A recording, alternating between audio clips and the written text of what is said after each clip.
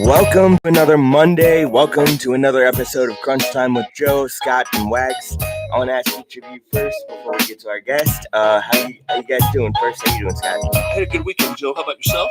Pretty good weekend. It didn't end off like I wanted to with the Cardinal win, but beggars can't be choosers, I guess. But they got a huge series against the Cubs coming up. We'll talk about that.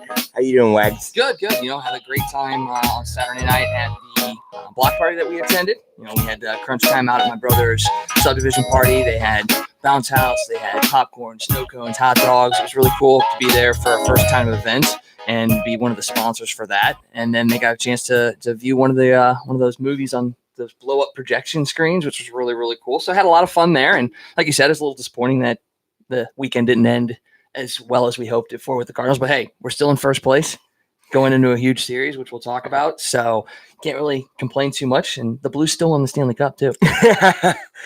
We're going to keep mentioning that. It might as well. I mean, the first time in Blues history, they win the Stanley Cup. So happy about that. We got a big time guest in studio today, Tom Ackerman from KMOX, the sports director of KMOX. Tom, how you doing? I'm doing great. Thank you very much for having me. Good to be here with you and talking some sports. And you're right. I mean, the Blues won the Cup. You can take that's good for the next 5 years, I think. And then but as soon as that season starts, as soon as you see the banner drop and the rafters or raised to the rafters, however they do it, that's when you'll know that it really did happen. It's going to be exciting to defend the Cup. That's for sure. That it is. And I'm a full season ticket holder this year. So are you? I'll Nice. be there. We were half season last year, full season this year, and perfect time to do that. And I wish we would have been able to be full season last year. So when did you get the season ticket renewal? Did you do it after they won the Cup, Nope, or before. you did it before? Oh yeah, See? yeah. Once we got the renewal, we were like, hey, you know what? We're just gonna go for it. And then they went on the run, and we're like, well, maybe that decision. Your investment paid off. Very strong. It was perfect. Very well done. Yeah, we'll take it. Those are some valuable tickets. Be nice to him. Very true. Yeah. I got the power right now, guys. Yeah. Well, quickly, I'll just run down the starting lineup today. We're going to be talking Cardinal baseball. Obviously, a big series in Pittsburgh, the 4-game sweep. A little bit of a disappointing series, the 1-2 series against Houston. We'll also talk the upcoming Cubs series. And then we'll move into some trade deadline talk. That's coming up on Wednesday. Which, side note, on Wednesday, my brother's throwing out the first pitch of the game too. So that's pretty cool. Wow. How do you pull that off? He's a real estate agent. He's got connections. Nice. He's I think they Country Financial, one of the sponsors of the Cardinals, he's going to be sitting in the box, one of their suites that night, and he gets to throw out the first pitch. I'm like, yeah, totally jealous. Way to awesome. go. Yeah, I've never done it. No, I mean, I've been down there for a while. A couple of years, I think. Yeah, a couple games here and there. That's pretty cool. So yeah, he's pretty excited about that, and we'll talk some Blues hockey a little bit there. I mean, with a couple more signings left to go, we'll talk about what could possibly be coming down the pipeline, and if there's any other moves that may happen, and talk a little bit of soccer.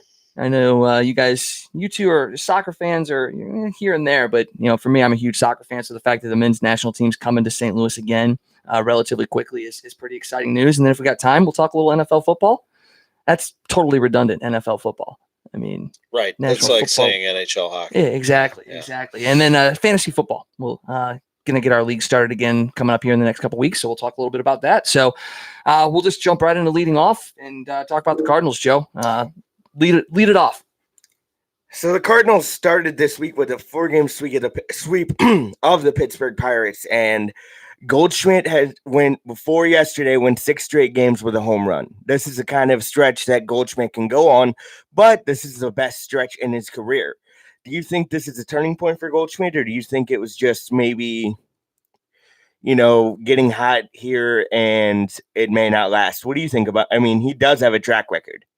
Well, yeah. I mean, he's one of the best hitters in these last, 6-7 years. And, last year he got off to a really slow start for the Diamondbacks and then had a great second half. So his track record shows that he'll have a strong second half. He homered in 6 straight, but it was really even before that, making contact and, as in his words, fouling off and laying off mistake pitches, as opposed to now making hard contact and putting the ball in play. And in the last 6 games before yesterday, he's hitting them out of the park. So it's a big deal. And I think that it's something that really has propelled the Cardinals. It's no coincidence that they've been on fire since he caught fire, because it makes the entire lineup that much better. It takes pressure off of everybody. Even it makes pitchers feel better because they have either a lead, or in the case of late in the game, he's put them in a position to win. So it's been a great lift for the Cardinals, no question about it. Paul Goldschmidt is a superstar, and this is the player that the Cardinals acquired. He can flash a gold glove at first. He can run the bases extremely well. He's a very smart player. He can beat you in a lot of ways. But the reason they got him was for streaks like this, where he can carry a team on his back, and that's what he's done. Well, and even when he wasn't hitting, his defense made such a huge difference. Nobody really talks about that as much as they should, but just look at how improved that infield defense is this year compared to last year, and I think he's a huge part of that at first base. For sure. I mean, the Cardinals have arguably the best right side of the infield of anybody, with Colton Wong and Paul Goldschmidt. So that the ball's not going to get through. And he's been great. He's been great in a lot of ways. He's a great teammate. And I think that when he struggled and then worked his way out of it is also uplifting teammates. There are players who are struggling. Matt Carpenter, 0 for his last 16 down in the rehab stint. Harrison Bader is 8 for whatever it is, 68 at this point, and he's really struggling.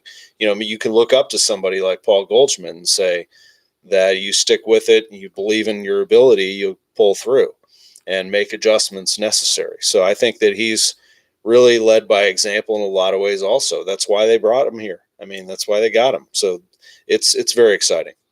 You brought up Matt Carpenter, and we were kind of talking about this before you got here earlier.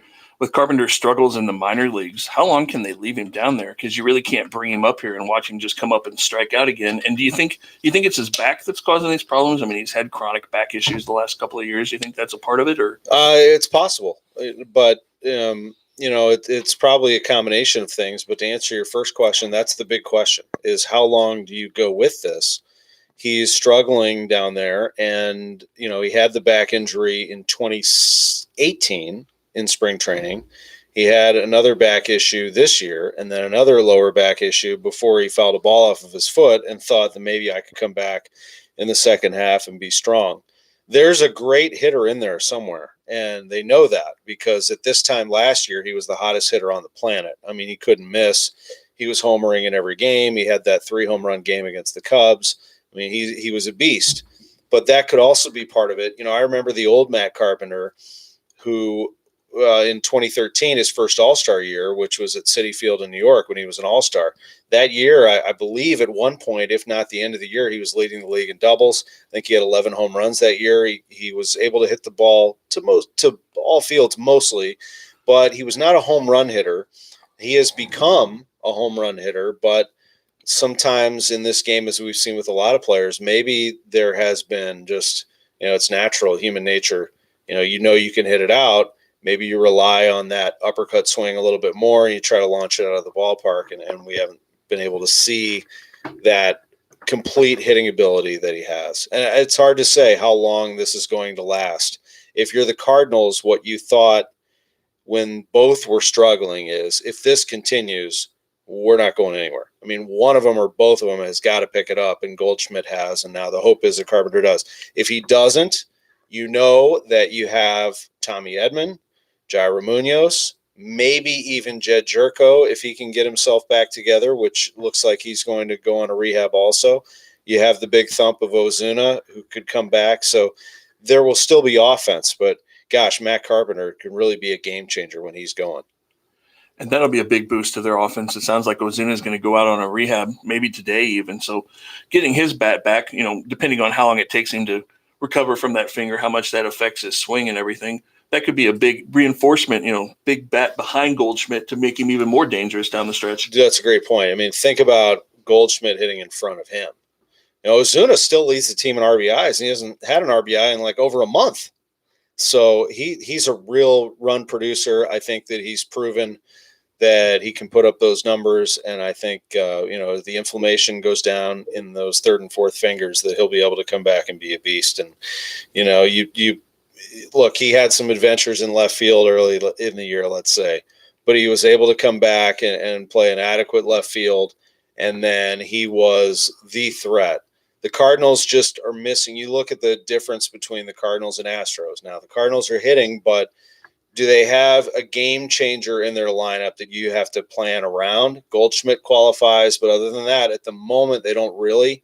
I think that Ozuna does qualify. I think when he's hot, those are two guys you really got to pay attention to, and they will help the rest of the lineup. Well, and that's the reason why they went after Ozuna, is because they did believe that he would be one of those difference makers. I mean, you had the option of essentially Ozuna or Yelich. They went with Ozuna. Not sure if you would have been able to get Yelich with the pieces that Miami sent, or that Milwaukee ended up sending over there. So getting Ozuna and having that threat there is key. But another guy that, at least I think Scott and I both have agreed on as being a guy that can be a threat in the future is Paul DeJong. And, he had a 3 home run game back last week against the Pirates, and he's been hitting well. He still strikes out a little bit more than you want him to, but what are your thoughts on Paul DeJong going forward and really being that another threat level, especially if Ozuna doesn't get re-signed for next year? Yeah, Paul has a sweet swing, and I think as he's cut down on strikeouts, he's been so much better. He has great power. I'm really impressed with 2 things from him. One, that he took that number 3 spot in the order for a while and just, was great. I mean, he put himself in the All-Star game for what he did early in the year, putting up those numbers from the 3 spot in the order, which was really supposed to be Goldschmidt's, but they ended up putting Goldschmidt second. That was really impressive. That's a very important spot in the batting order that he just took over. But overall, what he did to himself defensively to become a very good shortstop, really worked at it. He was down in Jupiter. I saw him down there in January working with the Cardinals on that position and molding himself into a great shortstop. So that's good. And, I think he's going to be a good player for this team for a long time. I really do. I think Paul could play third. If let's say at some point you wanted to acquire a shortstop, you could move Paul DeJong to third and you'd be okay there. But right now he's put himself into, I think, the upper category in the National League, the upper echelon, I should say, of shortstops. He really is. And we talked about the right side of their defense being so good, but I'm not really sure that there's a better second base shortstop combination in the National League right now than DeJong and Wong. I think they're right up there at least. Yeah, probably not. There are some really good ones, but he's right there with them. And Colton is not a great hitter, but we talked about his glove. It's spectacular. You have a Gold Glover. If he doesn't win it this year, something's wrong. I think he's going to win multiple in his career. So, yeah, it's a great combination. They work very well together, and it's pretty exciting. I mean, Paul DeJong is the type of player you want in your organization. I think they knew that back when they got him, and I think the folks at Illinois State knew that when they saw him play in college. He's just one of those guys. I remember it was 2 or 3 years ago in the minor leagues. He was the best hitter in the minors they had. He and Jose Martinez just killed it down there. And you had a feeling that he was the next one that everybody would be talking about, and that has been the case. Paul DeJong is a middle-of-the-order bat who plays shortstop. Those don't come around very often. Mm-hmm. And you brought up Jose Martinez. Who knew he had the cannon that he showed off against Pittsburgh? Cannon. That was unbelievable. Definitely. I think he's a better outfielder than he gets credit for. Now, he doesn't move around very well. You can tell that he's had some knee trouble. His wheels don't really go, but he has a great arm. And, you can live with that with the way he swings the bat. I mean, if he's just an adequate outfielder, the way he swings the bat is awesome. I think he's a great teammate, special player to be around, energy, fun, clutch. So, yeah, that's been good. And what an arm, what a play that was. Huge play for the season, if you really think about what that thing did to turn this team a little bit. So, big play, big-time player. Yeah. When I saw that ball go to the right field, I actually screamed no because I thought for sure that tying run was going to score there. And to see him unleash that throw, it was pretty amazing. And like you said, probably saved the season in a lot of ways. In some ways it did. I mean, he does have a great arm. The Cardinals have a whole bunch of outfielders, it seems. And they just have so many. They're going to have some decisions to make here. But he's somebody that you got to get in there and let him play, because this isn't the American League. There is no DH. He's got to play somewhere. And you know what? I think it actually is. I think the Goldschmidt acquisition was great for him, because he no longer had to be concerned about playing that position. I think he had to learn how to play first base to play all the time. and I think he's better for it. You can take that off his shoulders now. He doesn't have to play first base. He's an outfielder. He's a right fielder, and that's where he plays. And then he hits 2, 3, or 2, 5, wherever they want to put him, I guess, in the order, and he does it pretty well. Well, I was thinking when they signed that extension with him that, maybe they know that the DH is coming. Yes, he makes the occasional good play in the outfield, but the only reason Jose Martinez, his meal ticket is his bat. So that's why I was thinking maybe the DH was coming to the National League. Did you ever get that thought? I wondered about it, but I knew that it seemed like it was still a little far away. I did wonder about it. Of course, we all wondered whether he would automatically be traded to the American League in the offseason or where he would play. But I was happy that they brought him back. I think that they needed to make sure they had another impact bat in there. If you look at his numbers last year, he was among the better clutch hitters in the NL. It really was. I mean, top to bottom. So it's good to have him. And I'm not sure when the DH is coming to the National League. I don't think that's imminent. I'm opposed to it. I could do an hour on that, I guess. But I think that he would be a great DH. He'd be great in the American League, but he's not there. He's part of this franchise. Yep. I mean, he's come up with some big hits. I think he hit a big home run in Pittsburgh, and broke a tie. Go ahead home run, big time home run. He's hitting upwards of 270 plus, and I was talking to a couple people, and he wasn't hitting to the extent he was hitting last year. It seemed like every time we saw him, he was getting a hit. That seems like a soft 270. I know he's a good hitter, but 270 seems kind of low for a guy who last year hit like 311. Maybe I'm wrong. Maybe he's overexposed at the plate. I don't know. What do you see there? Well, it could be. I'd have to really examine what outs he's making and if there were some hard hit balls that were caught or how many strikeouts. I don't have the numbers in front of me, but I do know that what you just said is true. These are the best pitching coaches in the world, and they know how to find your weak spots. And maybe he's been exposed a little bit, but it still seems like, and he got off to a slow start. Actually, he had a pretty quiet spring training too. Spring training isn't always the barometer, but it seemed like he didn't really start hitting until we really got into the season and the weather warmed up a little bit, and he's been very tough for him. The Cardinals have some pretty good options. I know we'll probably talk about him, but I think Fowler's been a little better than people thought too. Well, I thought people thought Jose would be good. I think people totally dismissed Fowler.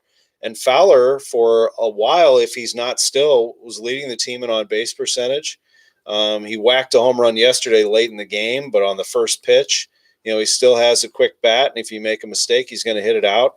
I think he's made good decisions in the field. I think overall the Cardinals haven't really kicked the ball around too much defensively, and he's been part of that resurgence. So I think Fowler, you've gotten almost all that you could have expected to get out of him. I know he makes a lot of money and the expectations are there, but the Cardinals have a pretty decent situation in right field right now in Jose Martinez, Dexter Fowler, whoever they want to put out there.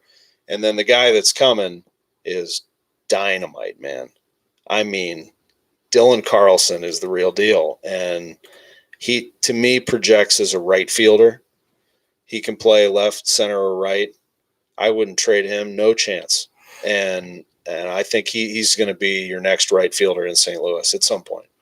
He's been tearing it up in Double-A. Do you see him jump into the majors next year, or do you think it'll be 2021 before we see him? I think he competes next year. I think he competes for a spot next year in the outfield. I think he puts pressure on this outfield. He's big time. It's not just his ability to hit, which is great. I know that's what we see a lot, but this guy can make plays in the field. He's got great speed. He seems to have that baseball sense, understands the game. And I got to see him live. I was pretty impressed. And then he goes into the minors and starts doing what he's doing. So it's early. I know we get excited about prospects, but this is one who really stands out. So I think you're talking about somebody who's going to compete for a spot next year.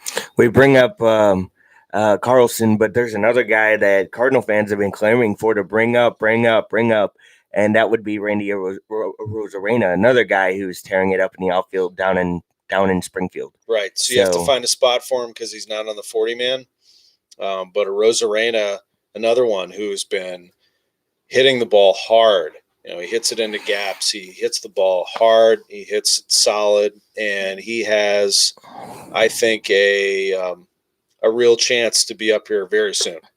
Very soon. And in fact, John Mozeliak said it. I mean, on our air, he said that he talked to Mike Schultz about it already, that he said, we've got at some point to give him an opportunity. And so Rosarena will get a look also. They have some outfielders. Heck, Lane Thomas just hit 3 home runs in a game. What was that, Saturday? So, there's some stuff going on here with this team, and I'm impressed with their outfield depth. Well, and then you look at what the catching spot's done with Yachty out too. I mean, Kisner comes in, plays well, and even Matt Wieters. I mean, my brother and I were talking the other day about it. I was like, yeah, at the time, I think I was like, yeah, he has 8 home runs. My brother's like, no way. There's no way he has 8 home runs. And you look it up, and Wieters has 8 home runs, and he hits another clutch home run in Pittsburgh. And, it's good to see. Obviously, Wieters won't be with us like super long term, but it's nice to see that when Yachty does move on in the next couple of years, that you've got the next generation ready to go. And that seems like the Cardinals have that in a lot of different spots. Yeah, what a great spot they're in at catcher right now with Andrew Kisner. They talk about a guy who hits the ball hard. Mm-hmm. He's put together, he's a good athlete, and he catches a good game. But Wieters, what a signing that was. As soon as he came in, you knew he was going to probably nudge Francisco Pena out. They made that into a competition. Wieters won it. Can you believe that the Cardinals were the only team that offered him a deal? Yeah, it was a minor league contract too, wasn't it? And he takes the deal. This is a guy who won Gold Gloves, and who was at one point he was the catching prospect. Mm-hmm. Remember that 10 plus years ago? But his skills. He's gotten a little older, and there were some questions about it. But Wieters shows that power. My colleague Chris Raby ran those numbers on backup catchers to Yachty. So Wieters has 9 home runs, and from 2011 through this year, the backup catchers before Wieters had a total of 9 home runs. And now he and Kisner combined have 10? Yeah, right? I like it because with that tweet, when they were talking to him, he goes, as soon as they said that, he turned to Kisner and goes, "We got 10." Yeah, I mean, yeah. So it's incredible. Great. It really is. And Wieters, and he catches a really good game. He's really good at blocking balls. And that big target, what a signing that was. That really is a relief. That could end up helping you out here down the stretch. As we always say, sometimes it takes an unexpected contribution or two to make the puzzle fit together, and he certainly has. And I think that when Yachty comes back, now this is hard to do now because it's Yachty or Molina, and this guy is tough, a competitor as has ever worn the uniform. But you're going to have to tell him you can't play every day. Mm-hmm. And that's difficult. And I love the guy. But, at this point in his career, he can't play every single day. It's going to wear him down. And you can back off once in a while and put Matt Wieters in there and be just fine. And then down the road, you know who your catcher is. Andrew Kisner's the guy. Carson Kelly was good, mm-hmm. But Kelly helped bring Paul Goldschmidt here. So, it's all a win for the Cardinals at that position. They've done very well at catcher. So we talk about the series against Pittsburgh, a 4-game sweep, and then you have a series, which I thought after winning game 1 of the series against Houston that the Cardinals had a good shot to win this series. I mean, I have Scott next to me like, you crazy? No, I mean, literally, the Cardinals came up with a huge win that should give you momentum going into Saturday and Sunday. For whatever reason, it never transpired that way. What did you see this weekend? Well, I'll say what Scott probably wants to say also is that Houston's really good, man. I mean, you look at their lineup, there's nowhere to hide. Yep. They are loaded. And, I thought when the Cardinals won Friday, I was like, okay, so I know they're not going to get swept. But they have a chance to win the series now. And that was a great win. But they do have to face Cole, and they do have to face Miley. Mm-hmm. And that won't be easy. But it was the lineup that I was concerned about. And, it's just a matter of time before these guys, Alvarez, who looks like an absolute killer, and Altuve, who is a killer, and all these guys that have come through. Correa now has rejoined them. Brantley, they just look complete. They have all the pieces. That's a really good baseball team. I felt pretty happy about the Cardinals' overall performance and effort, but the good teams find a way to get it done, and Houston's better. So they did. They won 2 out of 3, got the job done, had the big hits, Brantley's grand slam and Altuve's 3-run shot. He just tomahawked that thing. That was a great team taking care of business. But Friday was a really good win. I mean, that was I think I agree with you to this standpoint that there was an electric atmosphere. You gave the fans what they wanted.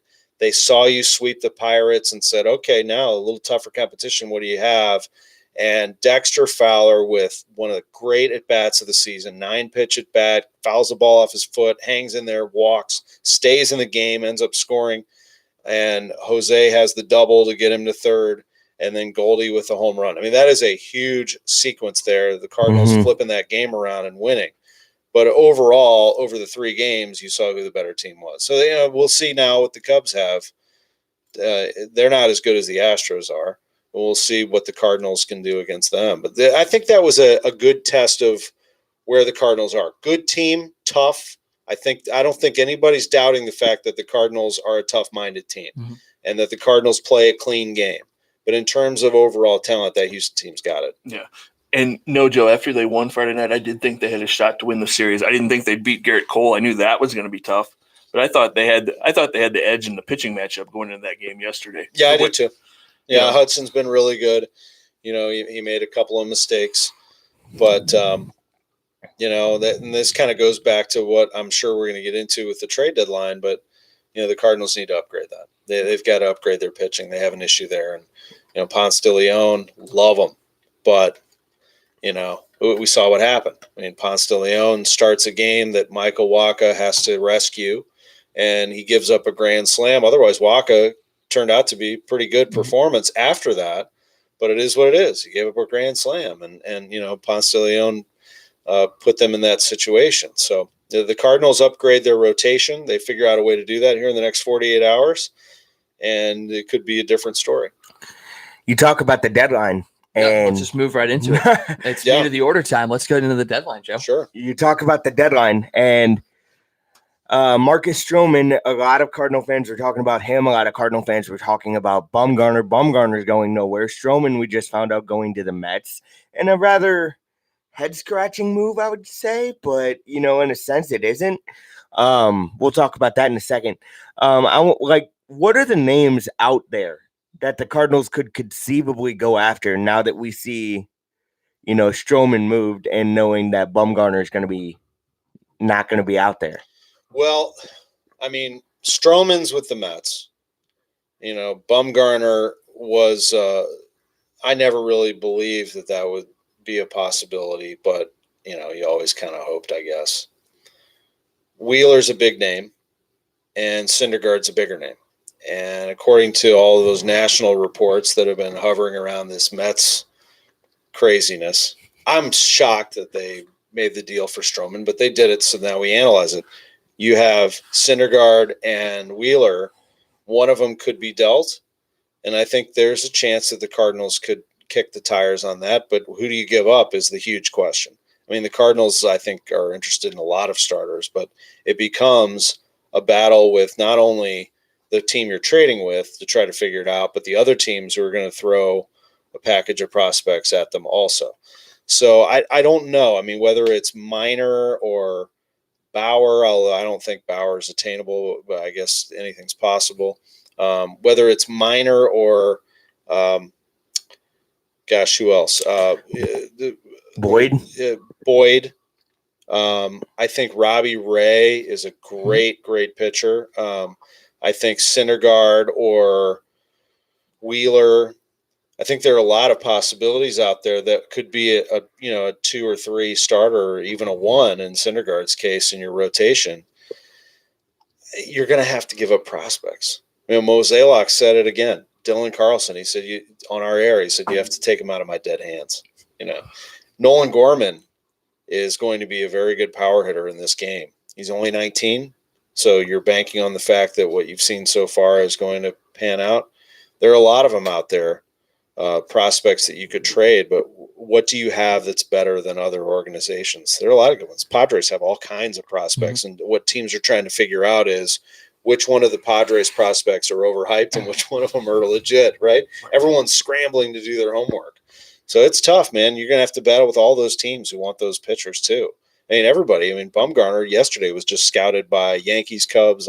Scott Miller had the report, Yankees, Cubs, a couple other teams were in on that mix. Braves, I guess.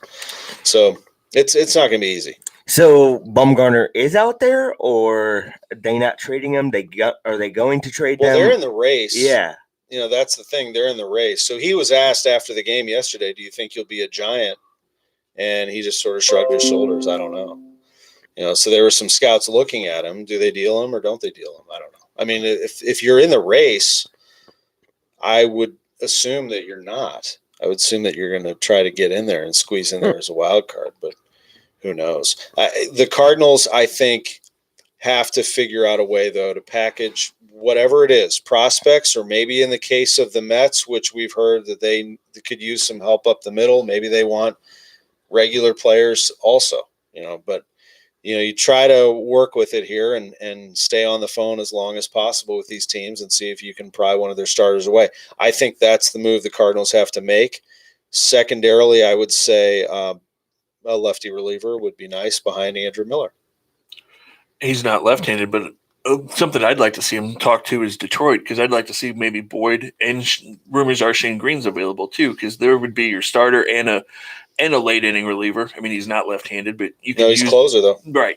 He's a closer, and Carlos Martinez currently is your closer, but now you add a closer would be pretty strong. So and that's okay too. That could help your rotation. Look, you get into deep into the season, or if you're fortunate enough to get into the playoffs, it does become a bullpen game. I mean, your starter needs to go 5, 6, and you can end up rocking somebody with a really good bullpen. But the Cardinals really need to make a deal for a starter. I mean, I love this rotation right now. What I understand is Michael Wacha is going to go back into the rotation. So you're looking at Wainwright starting the next game for them. Mm-hmm. Wacha would later be part of the rotation. And then you have the 3 that I think have been strong all year in Flaherty and Hudson and Michaelis. Michaelis most recently has been stronger that you can rely on. It doesn't seem to be enough. It seems like you need one more. There's too many questions. Can Wacha do it? Is Wainwright going to be able to do it over and over? Right now, he looks like a darn good 5th starter. And I'm totally impressed with what he's done with his career. But gosh, one more starter, a top flight guy or even a second tier guy to eat up some innings takes pressure off of your rotation. It takes pressure off of the bullpen and rests them. It even helps your offense because now you don't have to carry 13 pitchers. You can carry 12. You can add another hitter for some depth. Hello, Randy or Rosarena or whoever else you want to bring in. And suddenly you have yourself a good situation. The thing that's amazed me about their rotation this year is their home road splits. You look at how good they've been at Busch Stadium and then how bad they've been on the road, especially Wainwright and even Michaelis to a point. His ERA on the road's not been good this year. And you wonder what the difference is that they're that different between home and road. Yeah, I don't know. There's just the familiarity and the comfort of pitching at home, I guess. But, it's hard to say.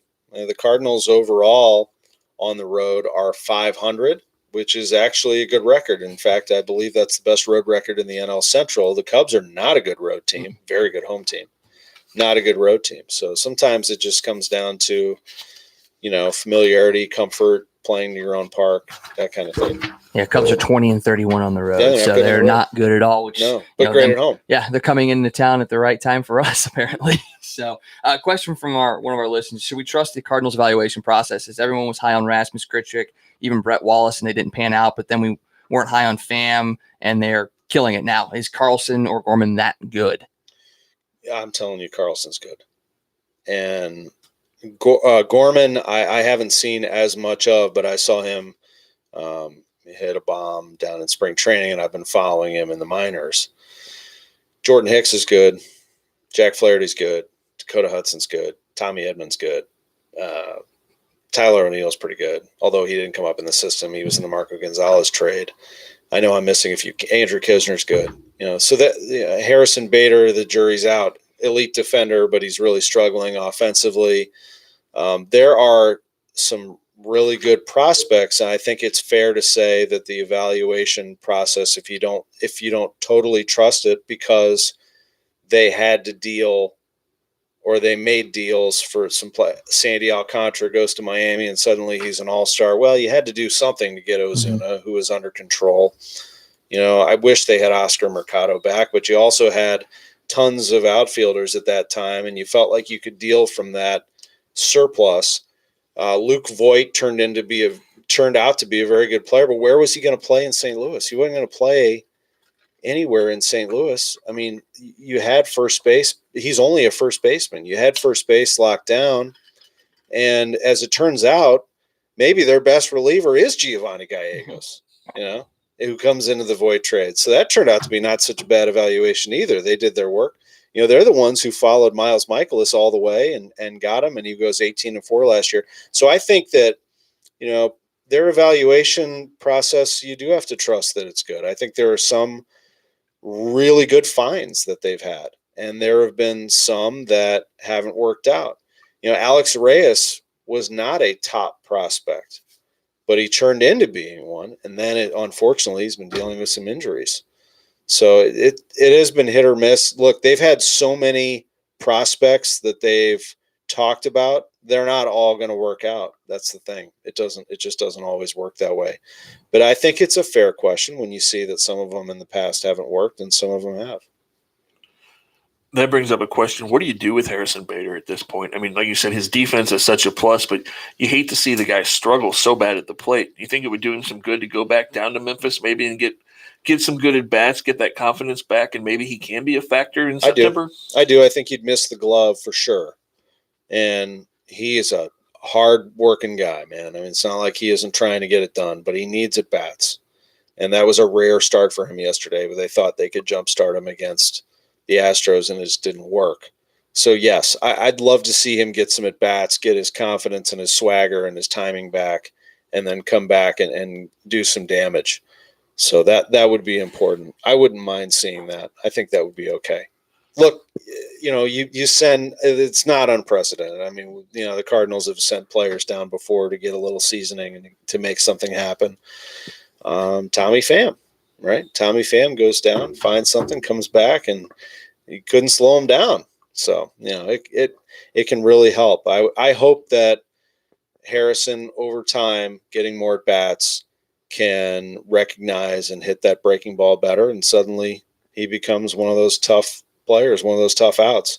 Gosh, Harrison Bader just, getting 20 or 30 more ground balls, he'll beat him out.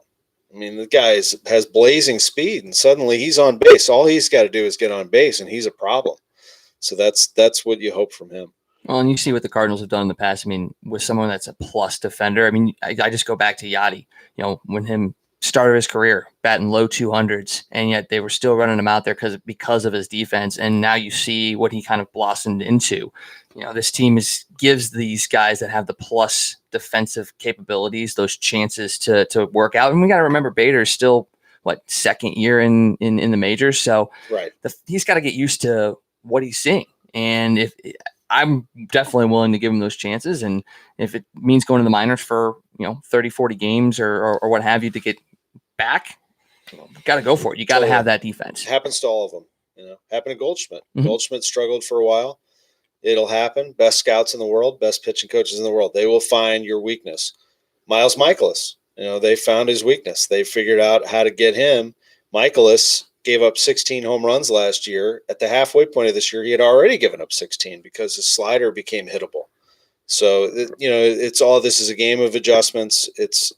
That's what it is all about. And I think Harrison needs at-bats to make those proper adjustments. I don't think hitting in the cage necessarily gets it done. I think it's game experience, pitch recognition. And once he gets that going, man, I really still think Harrison Bader can be a good player. I do too. The Cardinals were so high on him. It would suck to see that, not come to fruition, because Harrison Bader has all the tools. You just wonder if it's all up here too. because as a ball player, you got to have that mental fortitude that if you struggle one game, that you're going to get it back the next. Paul Goldschmidt talked about it all the time. He doesn't think about stats or anything or putting up numbers. He just wants to make sure he has a good at bat. Now, that, like you said earlier, that's a guy the Cardinals need to look up to, and that's another reason why. Goldschmidt doesn't care about accolades, home runs, RBIs. He just cares about having good at bats. Because he knows, he has the confidence that he knows that if he hits the ball hard and makes contact, it's going to go out, or it's going to go to the gap, or it's going to drive in a run. Right. Bader doesn't quite have that just yet, but all it takes sometimes is just for it to click in and off he goes. I think that's what it is. I think that it's just a change in mindset or a change in how you see. Sometimes it's one little thing that can get you back. Sometimes it's just one at bat. Let's say you foul off 7 pitches in a row, but you were on each one and you saw each pitch and you're like, okay, all right. You know what? I just figured something out. That can happen to a pitcher also. So the hope is that can happen to Bader. He's just too good of a defender, right? He's not going to give up on it. He's going to keep going. And at some point, I hope that it clicks in for him. He has that elite speed on the base paths. He's a strong guy. He's going to be a good player. And you can see he's just thinking too much at the plate. He's taking that fastball down it's almost like he's looking for that off-speed pitch and taking fastballs down the middle. Like we said, I think if he goes to the minors and just if he has a good stretch, I think he'll come back and be that impact player that we saw in August and September last year. Tough game. Yeah. What did Mark McGuire used to say? It's the toughest thing to do in sports: a round bat hitting a round ball. Putting it in play. So it's not easy. So what? Big 3-game series against the Cubs, and you get the day off today. Like you said, the bullpen being taxed. That votes well, maybe, because you have a day off. You're going to have your full bullpen tomorrow, but you're only as good as your next day's starting pitcher. If he doesn't give you any length, then your bullpen is going to be taxed for Wednesday and Thursday. So with Wainwright starting, I believe, tomorrow, is that right? Yes. Wainwright starting tomorrow. What do you think is a good outing for him? Like, what's a good number inning wise for him? Oh, I think 6 would be good. I'd love to see 6. Love to see 7. You got Wainwright going tomorrow. Wednesday is Michaelis, and Thursday is Flaherty. I like the last 2. I like all 3, but if Wainwright can give you some innings, you got a couple of horses behind him. And Michaelis and Flaherty. It actually sets up really well for the bullpen. If those 2 do what they're supposed to do and Wainwright can get you 6, then suddenly you give your bullpen a shorter game to work with, and then you have the day off on Friday before you go into the weekend series in Oakland. So that sets up pretty well for the bullpen. I kind of like that. That's still weird to me that they're having Fridays off this season. Is season. Odd, isn't it? Yeah, I don't ever remember that happening before. Yeah, I know at the beginning of the season when they opened in Milwaukee, obviously – that makes sense because you've got the Thursday and then potential rain and all that stuff. But in Milwaukee, not so much. But yeah, when you're having these 2-game series on Saturday and Sunday, growing up, it was always Friday, Saturday, Sunday. You knew that there was a Cardinal game on, and now it's like, well, this is a little weird. I never expected this. It is. It is a little different. Yeah, I guess I'll have to plan my Friday night a little bit better. So just kind of wrapping up some of this trade deadline stuff. What I know you've already said what you think they're going to do, or what you want them to do, but in all reality, what is going to happen come Wednesday night when this team takes a field? Is there going to be somebody that you're going to be just shocked that is not on this team and someone that's shocked that could be on this team? Well, it's hard to pick names. I mean, I think, and there isn't a player right now that I'm looking at on the current roster that I think for sure is going to be traded. I think there's a possibility that some prospects could be traded. As for regulars, it's hard to say. There is a log jam at third base, but I'm not sure that you're dealing any of them right now. I think there's a lot of outfield going on right now, but I think the Cardinals have traded some outfielders, and I think you need to sort out what's going on there. I would be surprised, though, if the Cardinals don't have at minimum a relief pitcher, and I think they will. I'm going to predict that they will have a starter by Wednesday and maybe even by today or tomorrow. I mean, Stroman went yesterday, and that might be the domino. That might change some things. That might just start all the activity. We haven't seen it as of right now. We're talking, but that could very well happen.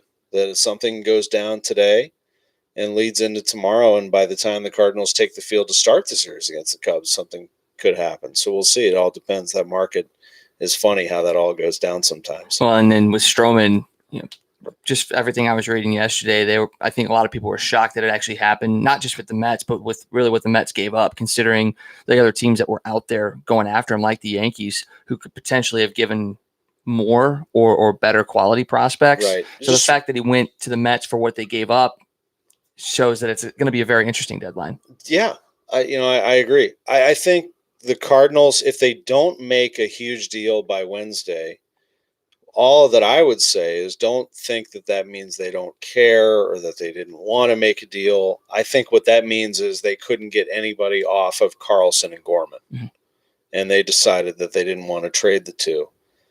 There's nobody else right now in the minor leagues that I would say untouchable, can't trade them. I think that anybody's fair game. I think that on the current roster, you could make some adjustments there, but I'm not totally sure which player is a sure, goner. I mean, I think that you could, there are a lot of different things you could do. I'd be surprised if they don't do something to their pitching staff. I think that's where they're going to focus. I think there's a good possibility they have a reliever, and I'd like to think that they're able to acquire a starter, but that's only because they negotiated very well and they were able to get that starter away from the other teams. And here's the other thing. You want to be careful about the Cubs making a move to beat you, taking one of the guys that you're after also. That would be, especially the fact that they're in the race, but also the fact that they're your next opponent, that would hurt morale a little bit. Things are going pretty well for the Cardinals overall, though, since the break. I think that offensively they look pretty good. I'm not one of those people that says you get Marcell Ozuna back, it's like making a trade. No, it's not. You got Marcell Ozuna off the IL. Yadier Molina, Matt Carpenter. But gosh, if you get those three rolling again, then this team's going places. I think they've got a great shot at making the playoffs and even winning the division. But I think we thought at the beginning of the year that this was going to be a 3-team race down the stretch and that one team would emerge, the second team might be a wild card, and the third team's going to have to go home. And that's probably what's going to happen. Well, you wonder how long Milwaukee can stay in it because their pitching staff's fallen like crazy. I think they lost 3 starters this week to the IL. Totally. And, there are a lot of teams looking for rotation help. They're one. The Yankees, I don't think, can go all the way with the current rotation. They're going to have to make a move. So you look at some of these American League teams. What'll be interesting in the National League is that the NL East is a good race. The NL West is not. The NL Central is definitely a good race. In the American League, there are some teams that are falling out pretty quickly, and I'd like to see what that means in this trade market here in the next couple of days as well. I thought the Mets, just going back to that, it was like everything wrapped into one. Like, I think they're rebuilding and they're trying to win at the same time. I think they'd like to tell their fans, keep coming to the ballpark. Marcus Stroman, local guy, like, let's keep it going. Yet it looks like they might try to trade, according to reports, one of their other starters to pick up some prospects for the future. So they're in a very interesting situation.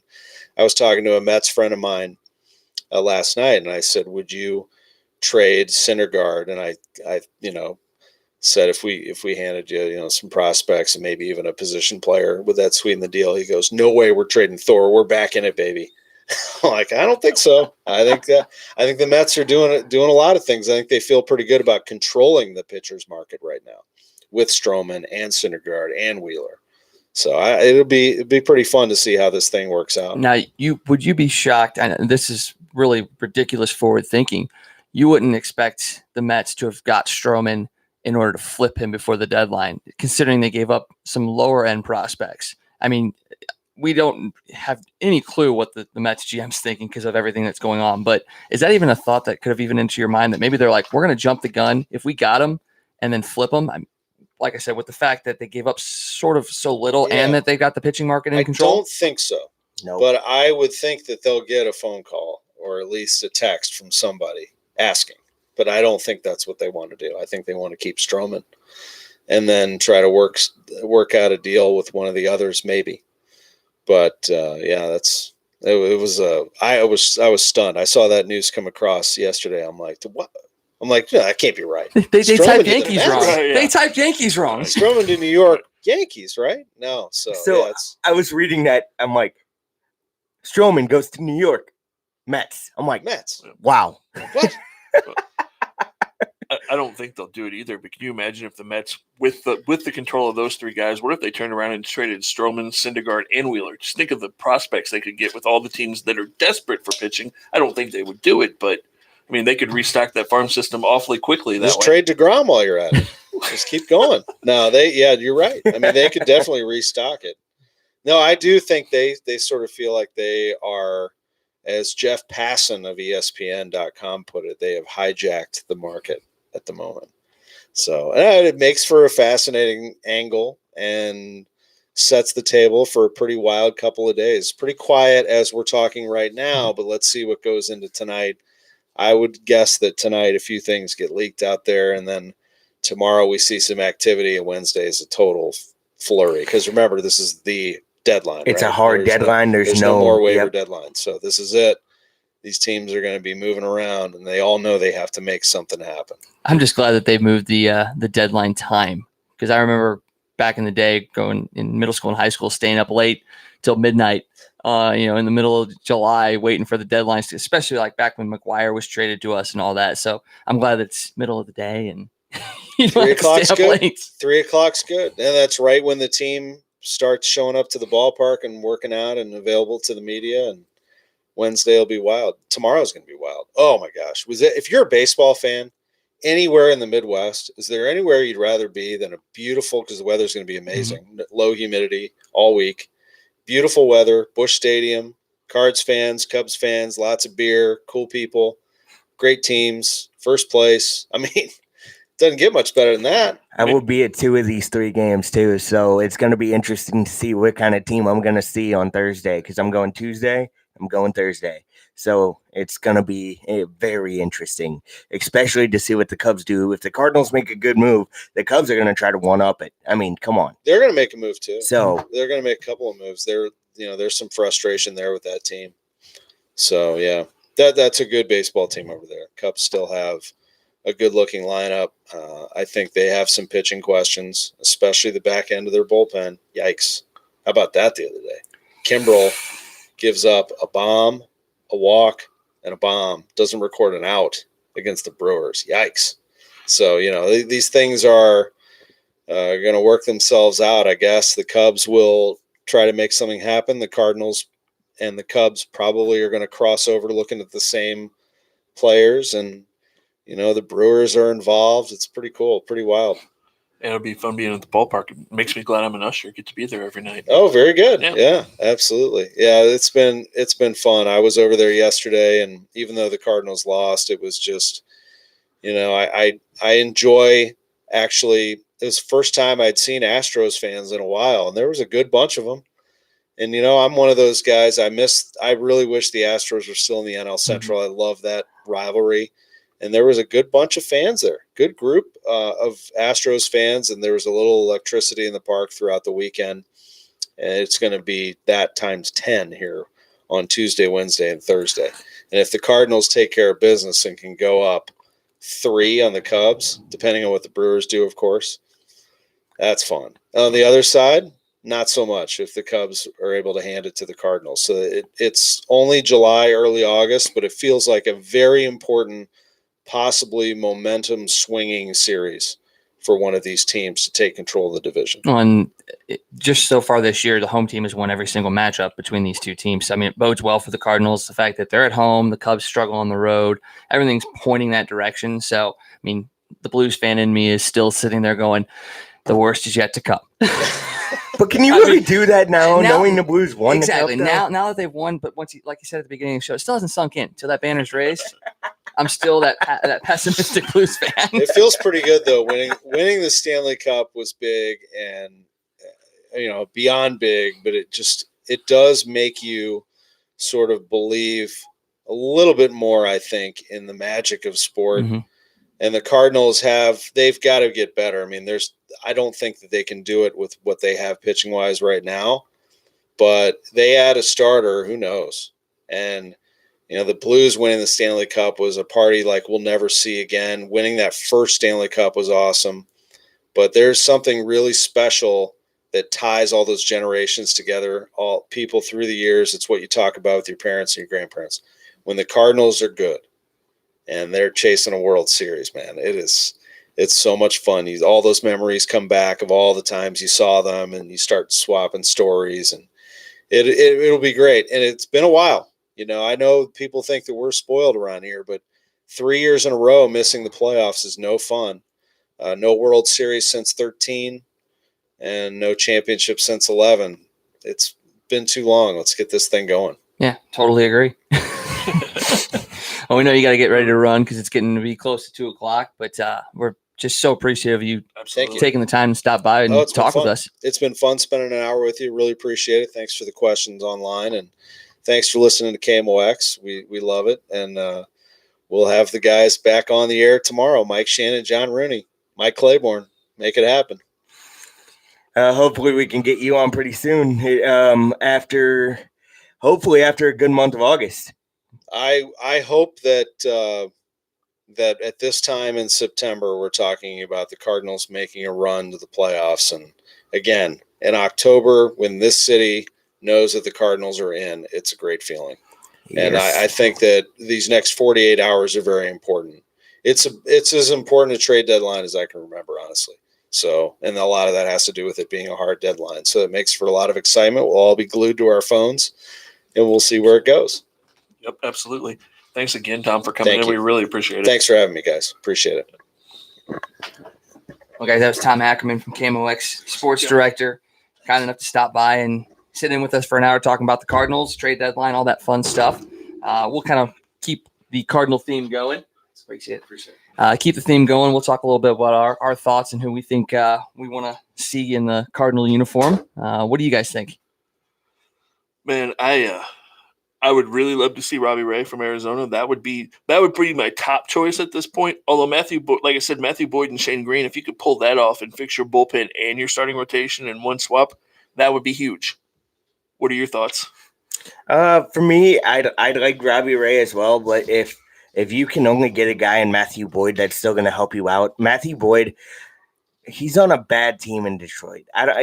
He hasn't really reached his full potential, and I feel like there's a lot more left in that kid. And coming to a good team, coming to a better situation, you're not in a rebuild mode.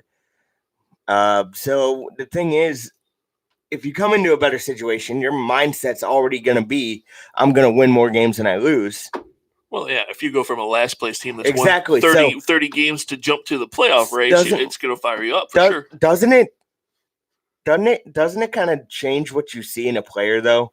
Oh, not just performance, just in mindset, like I just said. Well, yeah, absolutely. It's going to change everything because the player's going to be more fired up to come to the ballpark. Because, let's face it, when you've won 30 games and your season's basically over in May, it's no fun going to the ballpark every day. Then it becomes work more than anything else because there's no fans there. You don't have much of a chance to win.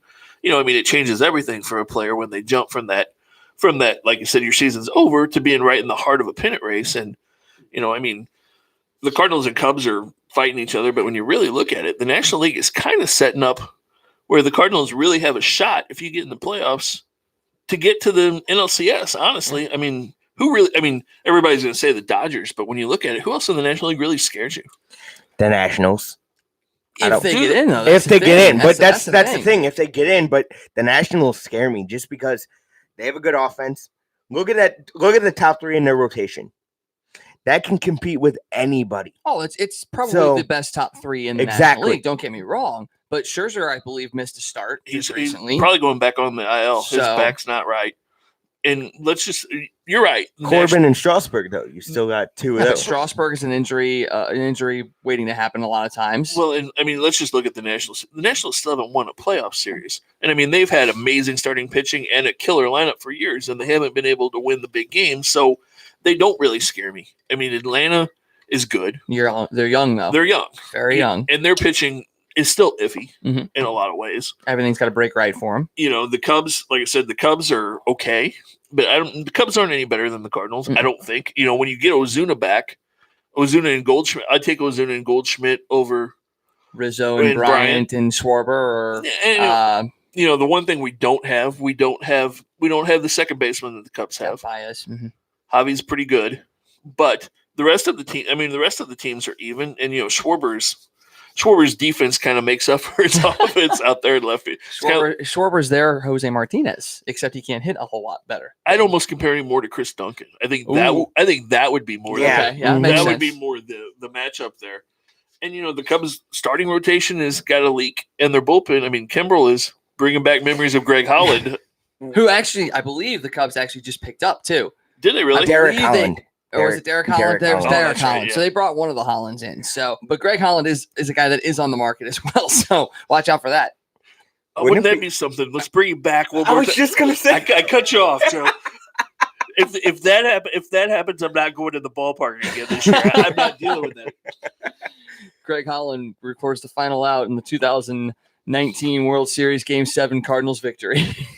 But, I think we do need to look at getting another back-of-the-end relief pitcher because Carlos has been kind of scary at the end of games. Do you really want Carlos Martinez as your closer? Even if you do get that back of the bullpen arm, Martinez reminds me of a little bit of, and tell me if I'm wrong here, reminds me of a little bit of the end of Jason Isringhausen's career. No, well, I don't think Carlos is at the end of his career. No, but I'm talking performance-wise, where he would make every game so interesting, like it would almost give you a heart attack in the stands if you're there watching it. And the end of his career, that was pretty much Izzy's whole career. His whole career, but still, do you kind of see parallels there a little bit? Carlos has made it interesting, but he hasn't blown a save yet. And he's got the stuff.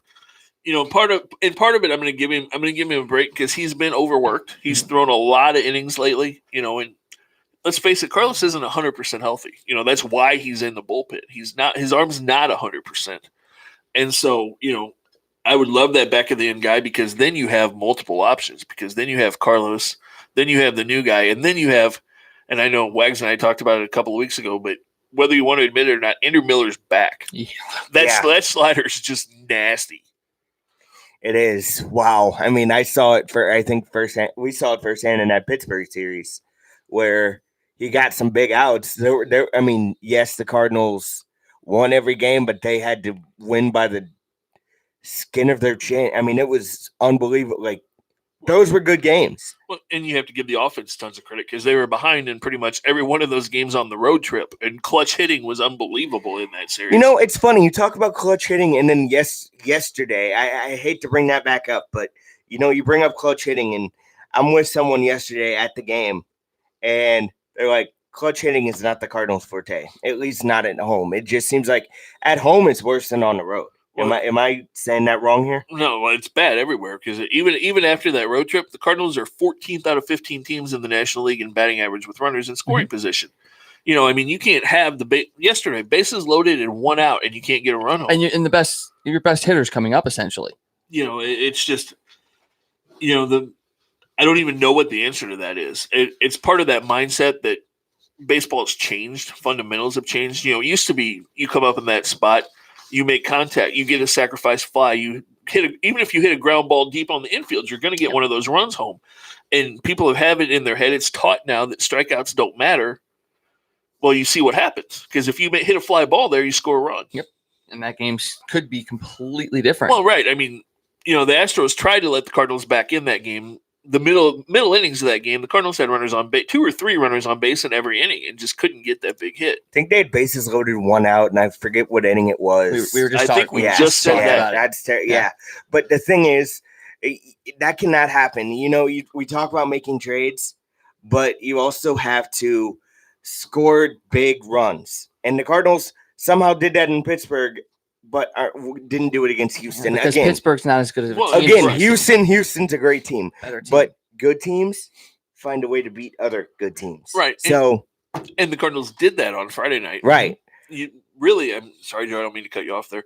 Really, if you look at that Houston series, basically 2 innings did the Cardinals in because they had one bad inning in each of the last 2 games Other than that, they pitched really well. They hit. I mean, they didn't hit timely hits, but I don't think you can. For me, anyway, I didn't come out of that series going, "Wow, Houston's so much better than us."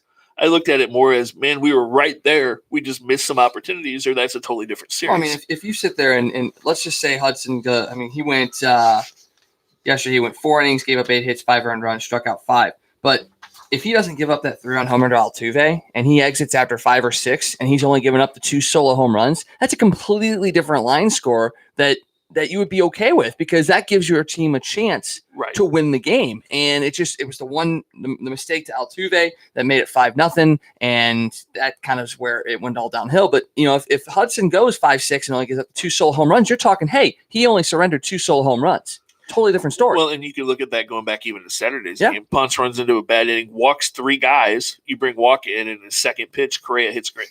You're putting Walker in a tough situation there to bring him in out of the bullpen to pitch to Correa with the bases loaded. But, you make them earn those hits. You don't walk the bases loaded. That's a totally different ballgame. So, like we said, basically 2 innings were the difference in the series. Yeah. Just a quick trade update. It's not the Cardinals, but the Brewers have acquired right-handed pitcher Jordan Lyles from the Pirates. So the Brewers are starting to make some moves. It looks like Cody Ponce is going to the Pirates from the Brewers. So not a huge deal, but it's one of those things that you're going to start seeing probably some of these minor moves starting being made to kind of, like you said, the Brewers bullpen has not been great. Jeffers is out for a while. Well, and 3 of their starters went down. So, I mean, they're desperate. They're going to do whatever they can to get pitching. And I'm not sure the Brewers, we talk about the Cardinals farm system. The Brewers and Cubs trying to go for the same players. The Cardinals have much better farm systems than either of those teams. So there may be an advantage there where we get a higher name, better quality player than either one of those 2 teams. But I don't think the Cardinals go after, in terms of, I don't think they go after a rental, though. If you're the Cardinals, you always think, I think it was either one of you, they always think about 3 years down the road. Why not have a guy under control maybe for a couple of years? And then maybe you can reset, because it's going to cost higher price prospects. I mean, I agree there. You have to. You talk about rentals, but it depends on the guy. Like if you're going after, let's say you go after a Bumgarner or somebody along those lines, that's going to be a rental. You're still going to give up a high amount of guys, but it's a whole different story if you're going up against a guy that, let's just say Noah Syndergaard was signed for the next 4 years. You would be giving up a haul to get him, but what's coming back is somebody that you would have for 4 years. Right. You can't sit there and say, oh, you got to get somebody that's under control. What if the only guys that are under control are 30 years old and in the next 2 years they break down? Although when you look at what's available right now, there really aren't a whole lot of rentals out there. It's the guys that have control. Robbie Ray's got control. Matthew Boyd has control. Trevor Bauer would be a free agent next year. I don't see any way that Cleveland trade. They're only 2 games out, and Minnesota's kind of fallen back to them. So I don't see Cleveland doing that. And if anything, they can use him as a center fielder. I mean, did you see that throw yesterday from the mound? Right. So I mean, at the very least, he's got the outfield on him. Right. So I think they are going to get somebody that has at least another year of control. Yeah. Which that's a good thing, because you're going to need. Walker and Wainwright Wainwright may be back next year in some capacity. I don't see Walker coming back under any circumstances, really. So, if you could get somebody that's got that extra year of control, that would be huge. It's still going to be interesting to see what the Mets do, because, I mean, you would think they're going to trade one of those pitchers, but if they don't, damn, that's a pitching staff next year. It is. I mean, DeGrom, Syndergaard, Wheeler, Stroman. I mean, that's a top 4 that, if healthy, is probably one that is better than like what the Diamondbacks had in 2001, or just, I mean, really any of the recent years rotations. And it's definitely the best one in baseball now if they do that, because they're all 4 young too. You're not talking about guys that are in their 30s. They're all in their 20s, all in their primes essentially. Basically, yeah. It would be, and that was one of the reasons why I brought it up to Tom Ackerman was, it would be totally be the Mets though to acquire Stroman to flip him. Well, and I mean, it's not going to happen, but that would be what the Mets would do. Well, and that was the rumor a couple of days ago, was that they were going to trade Syndergaard and then use those prospects to get Stroman. But what happened, and I didn't get a chance to. We didn't really get a chance to talk about this. The Mets really didn't give up anything for sure. Neither one of those prospects are top 100 guys, and the one kid's only 18. Does that change the whole trade market? Because you can go back to a team now and say, look, the Met, even for a rental, say, look what the Mets just gave up for Stroman, who's got another year of control. That's a good point. Does that change everything, or does it make it harder to trade because other teams are going to go, well, then we're not moving them at all? Exactly. I mean, and I think it for the Cardinals' sake, if you do go after a guy like Syndergaard or even Wheeler to an extent, it may not have to start with a Carlson or a Gorman. It may be able to start much lower than that. It really just depends on what it all comes down to what the team you're trading with is really looking for. Right. What about the other two third base prospects that the Cardinals had that not Gorman, I think Montero and somebody and Sosa. Mhm. What would you want to deal out of those two? I'm sorry, Joe. I would do either one of them, honestly, because I think Gorman is your future there. Plus, hate to bring it up, but we got Matt Carpenter for 2 more years after this year. So I think either one of those I would move. I wonder too if a Rosarena is possibly going to be part of a trade. Maybe that's why they haven't brought him up, because I hadn't thought about this. I heard this today. Because he's not on the Cardinals 40-man roster, another team could acquire him and not have to put him on their 40-man until next year. So that might make him more of a viable trade option too, especially as hot as he is. He hit for the cycle the other day. That could be, I don't think he's the main part, but maybe you take him and a Montero and Wolford or one of those pitching prospects, and maybe you do go get a starter that's going to be here for a couple of years. I don't know about do you really want to give up Woodford though? Do we know what he is? I mean, first of all, if you get another starting pitcher, where do you put him? Yeah. Because you've got Dakota Hudson, you've got Jack Flaherty, you've got Michaelis locked up. You bring in another guy, there's 4. Then you still got Austin Gomber in the minor leagues. You've still got Alex Reyes in the minor leagues, who isn't going anywhere. He's going to be part of the future at some point if he can ever stay healthy. And, there's a chance that Carlos could be back in your rotation next year. So, I mean, there are some pitching prospects. You could also move. There's Junior Fernandez is down there. That's a prospect. Genesis Cabrera is down there that is still considered a prospect. I mean, he's wild, but he throws 100 miles an hour, which teams are going to look at. So, I mean, there are some – you could – You've still got Ryan Helsley down there as well, who is probably more projected to be a relief pitcher, but – and I don't understand why Helsley can't last up here, because every time he comes up here, he's good, and then he gets shipped right back down. I haven't really. It almost reminds me of, remember when the Cardinals, before we get off this, but remember when the Cardinals would bring up a pitcher and then he'd start and then they'd send him down right away. I think this is when Matheny was still managing. Oh, I think where they would bring a guy up or bring a guy up for the bullpen. He'd have like maybe 2 innings and then they'd send him back down. Are they doing that same thing with Helsley? Possibly, and they've kind of, up until just now, they've done it to Ponce de Leon. How many times have we seen him come up, make a start, and then go back down? Well, and part of that also might be the fact that it allows them to not have to send like a bench player down. Right. I mean, you basically sit there and you send him down you bring him up for the start, send him down, but you don't actually send him down. You just transactionally send him down. I'm pretty sure that if Ponce is being sent down and being called back up every week, they're not saying, hey, we're going to call you up, come up and pitch, and then you're going to go back down to Memphis or something like that. So that's probably more along the lines of what is the case for that. Right. Yeah. You're right. So I want to get into, because I know we got the stretch run coming, and I want to ask you, were these 2 guys unsigned with Eddie, or we're off because I want to. So, sorry. That's definitely not how you're going to transition to a new segment. Yeah, I'll work on that. No. I mean, we're going to get into the stretch run, which is going to be some Blues talk, and what that's going to entail really is the same question that we kind of had last week, is with Edmondson and Barbashev being unsigned. We kind of made a depth move, shipping Jordan Schmaltz to Toronto for a 2-way contract defenseman in Borgman, and that gives us a little bit over $5 million in cap space to sign Edmondson and Barbashev. But we talked last week about Armstrong wanting $2.5 million left over. So a week later, with no news really happening, what do you guys still under the impression that Edmondson and Barbashev are going to both be part of this team next year? I don't think so. I think Edmondson's traded. Didn't we talk about this? And Edmondson, Edmondson could bring back a haul too. Prospect. You did talk, Wags. Remember before last season, you said, and I quote, Edmondson can be a cornerstone defenseman. Yes. So guys like that, I said can be. You don't trade for can be. You trade for what's happened. Did he show at times he last year? No. Not at all. Yeah. I mean, especially during the final, he was giving pucks away like it was nobody's business. I mean, he wasn't playing well in the playoffs, really. Well, I mean, that could be due to injury or something along those lines. So. I mean, once you play that many games during the season, your dogs are bound to be barking somewhere.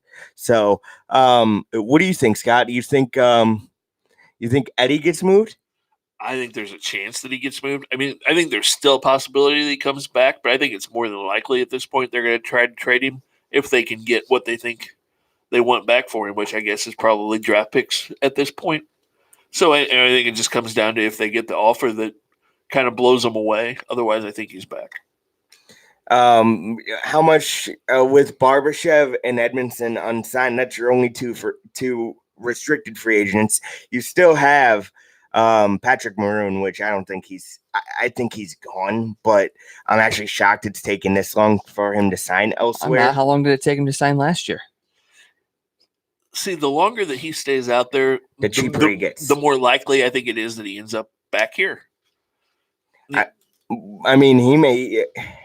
The thing is, I don't think he really did much. I mean, I don't think he really did much. Wait. He won we won the Stanley Cup, or the Blues won the Stanley Cup with him here. I get it. That's a great story. He scored the game-winning goal in Game 7. No, okay. What else did he do besides that? Besides a goal in Dallas. A goal in Dallas. Didn't he do it twice in the playoffs? No, he did. Yeah, it was 2 against Dallas. But how much do you think a 20-point player is worth? Be honest. How much per year, or how much in 1 year is a 20-point player worth? Because that's what he was. He won you a Stanley Cup. But I understand that, but that doesn't necessarily, according to all the reports I've been seeing, it's not going to dictate where you're going to go and how much you're going to make, because he'd already be signed right now if that had a lot to do with it. Not necessarily. I mean, it's possible. I mean, we don't know what's going on with him. You know, it's possible that he's waiting for the perfect contract, or he's going to come back to St. Louis. I mean, maybe he's turned something down and we don't even know that. Mm-hmm.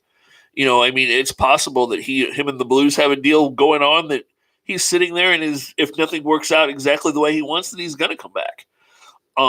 You know, plus you don't know, as you can say, oh, he's a 20-goal scorer. What is he worth? But you can't just look at that. What is he like in the clubhouse? Is he a team leader? Those intangibles make a huge difference too. And we already kind of know that Pat Maroon is that for the Blues.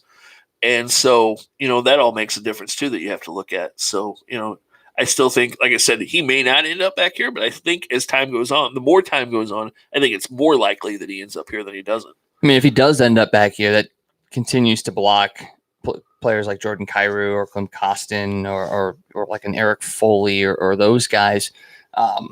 When you look at it, is that something that you're like, okay, if we sign him for 1 more year and that gives Kyrou and Kostin and those guys another year down in the minors, is that a benefit for the Blues, considering they did come off the Stanley Cup and you're expecting the Stanley Cup hangover and maybe not as deep of a run? Because the last time a team repeated was back in the Penguins, back in the early 2000s. I mean, is it one of those? It wasn't that long. It or was 2010, 2011, something along those. It's early teens, something along those lines. Yeah, so, yeah. I mean, it's recent, but it's not recent. And they were the only team to do it, I guess, and I think that the Red Wings were in the mid-2000s. Right. That won the back-to-back. So it's not like, you know, you're going to sit there and be like, this team is definitely going to be a back-to-back title contender. You know, bringing him back, is that going to be a help or a hindrance? I mean, was his season last year, granted, most of the season wasn't tracking toward a Stanley Cup championship, but, you know, can you sit there and say that you want another year of Patrick Maroon when you could have a year of Kyrou or Kostin learning the NHL game? And I think that's something that they also have to weigh. Well, I mean, I'd like to see, they'd be on the third line though, because that's the only spot you have open. You're not taking Sundqvist off the fourth line.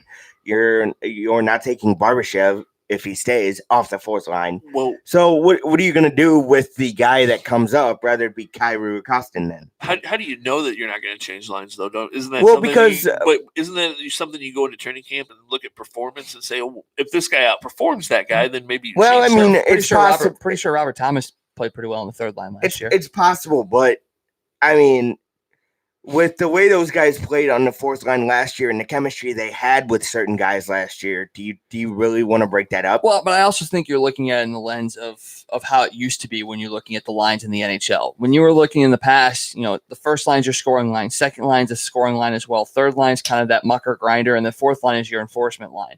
Nowadays, especially with the Blues last year, you looked at that fourth line, and while they didn't have the talent of the first line, you still had that mentality of you could put that fourth line against any other line, against any other team, and they would do well. So looking at it as, they're going to be on the third line, you may see that as a deterrent or demotion or anything like that. But really putting them on the third line, you're still giving them a chance to play against high-end talent, but you're also managing their minutes and not exposing them to too much stuff. I mean, yeah, Robert Thomas came in. He played a little of the first line last year as well, but he didn't come in and they didn't stick him on the first line and play him there the entire year.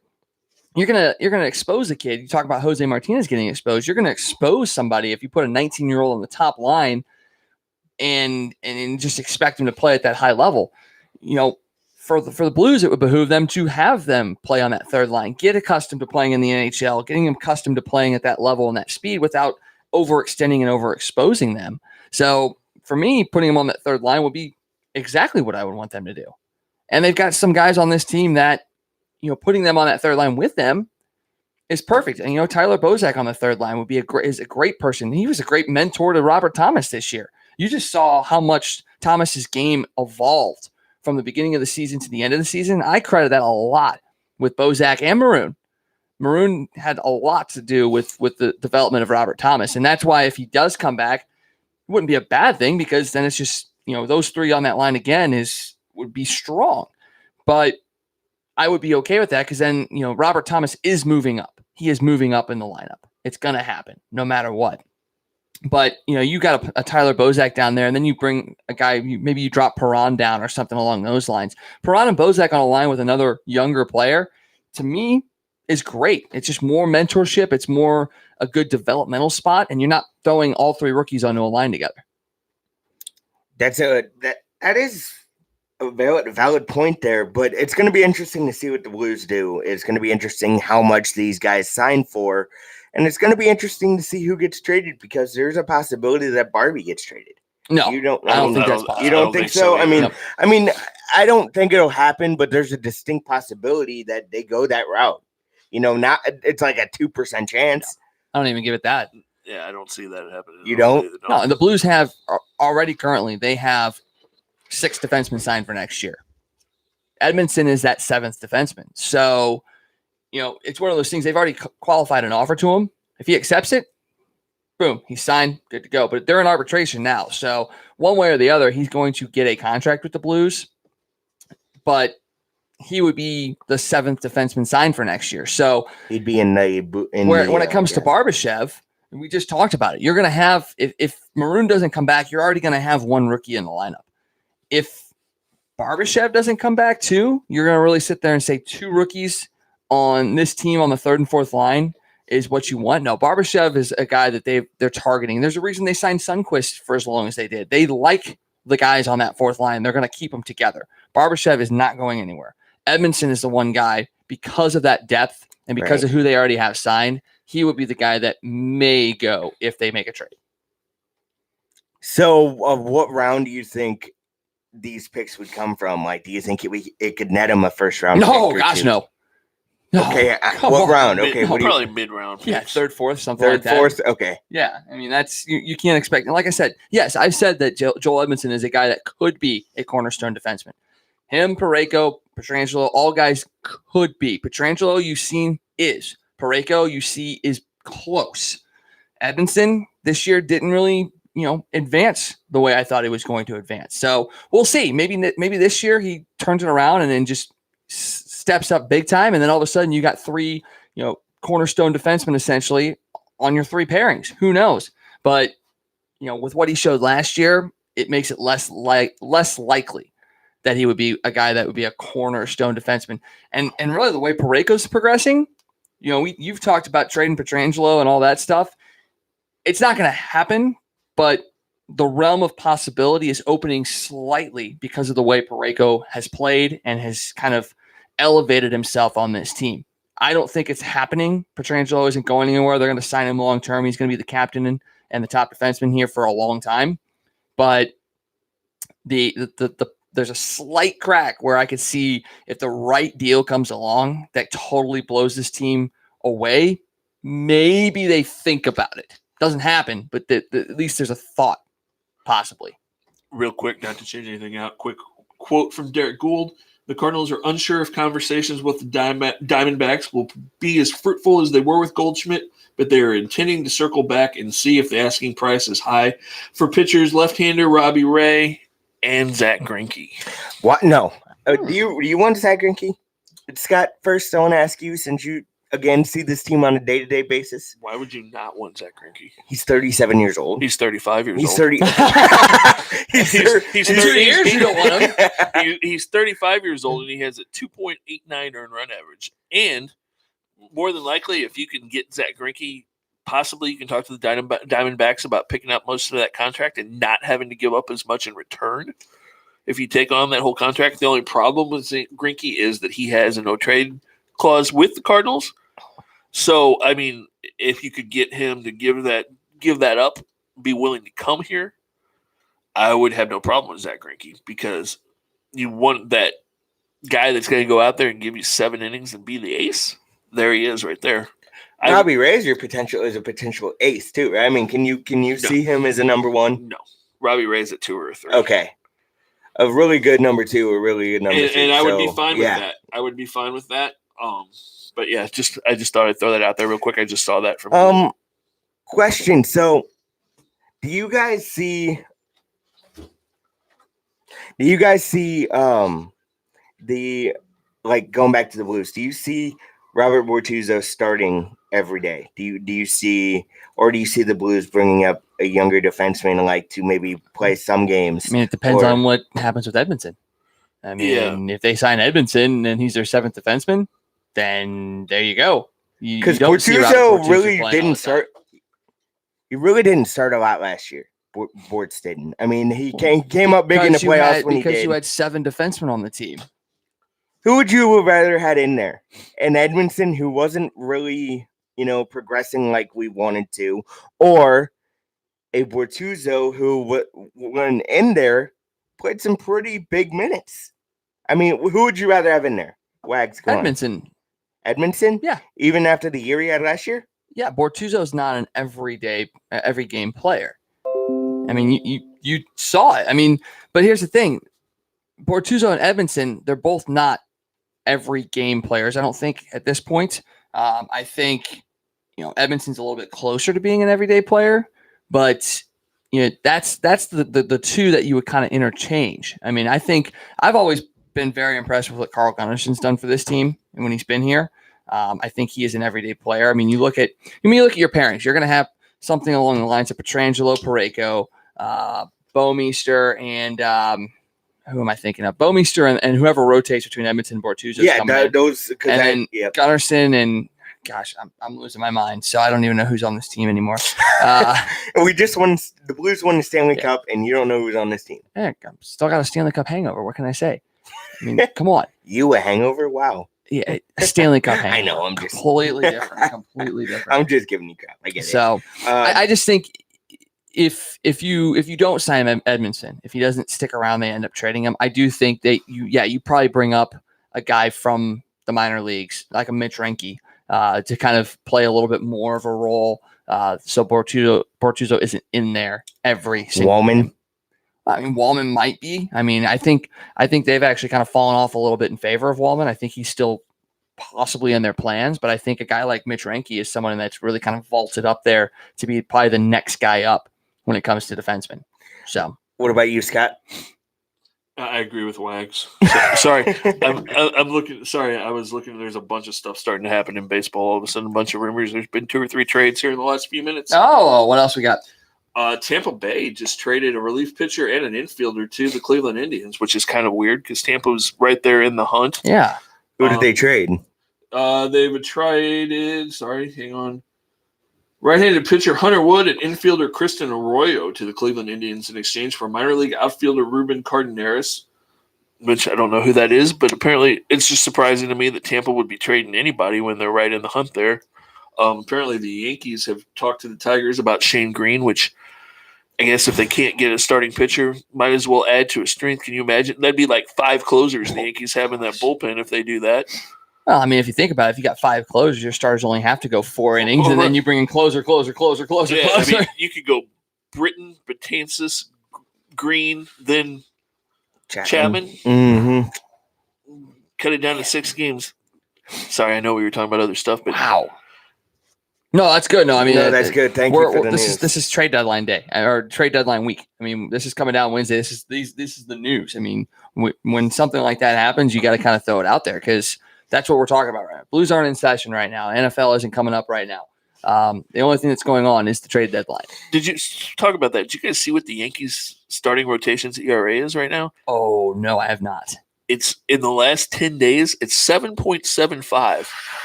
It's the worst. It's the worst in franchise history.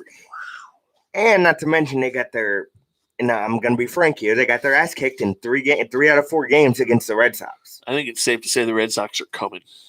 Do you really think the Red Sox can win that division? If the Yankees pitching 7.75 earned run average, absolutely. That Red Sox team's pretty damn good.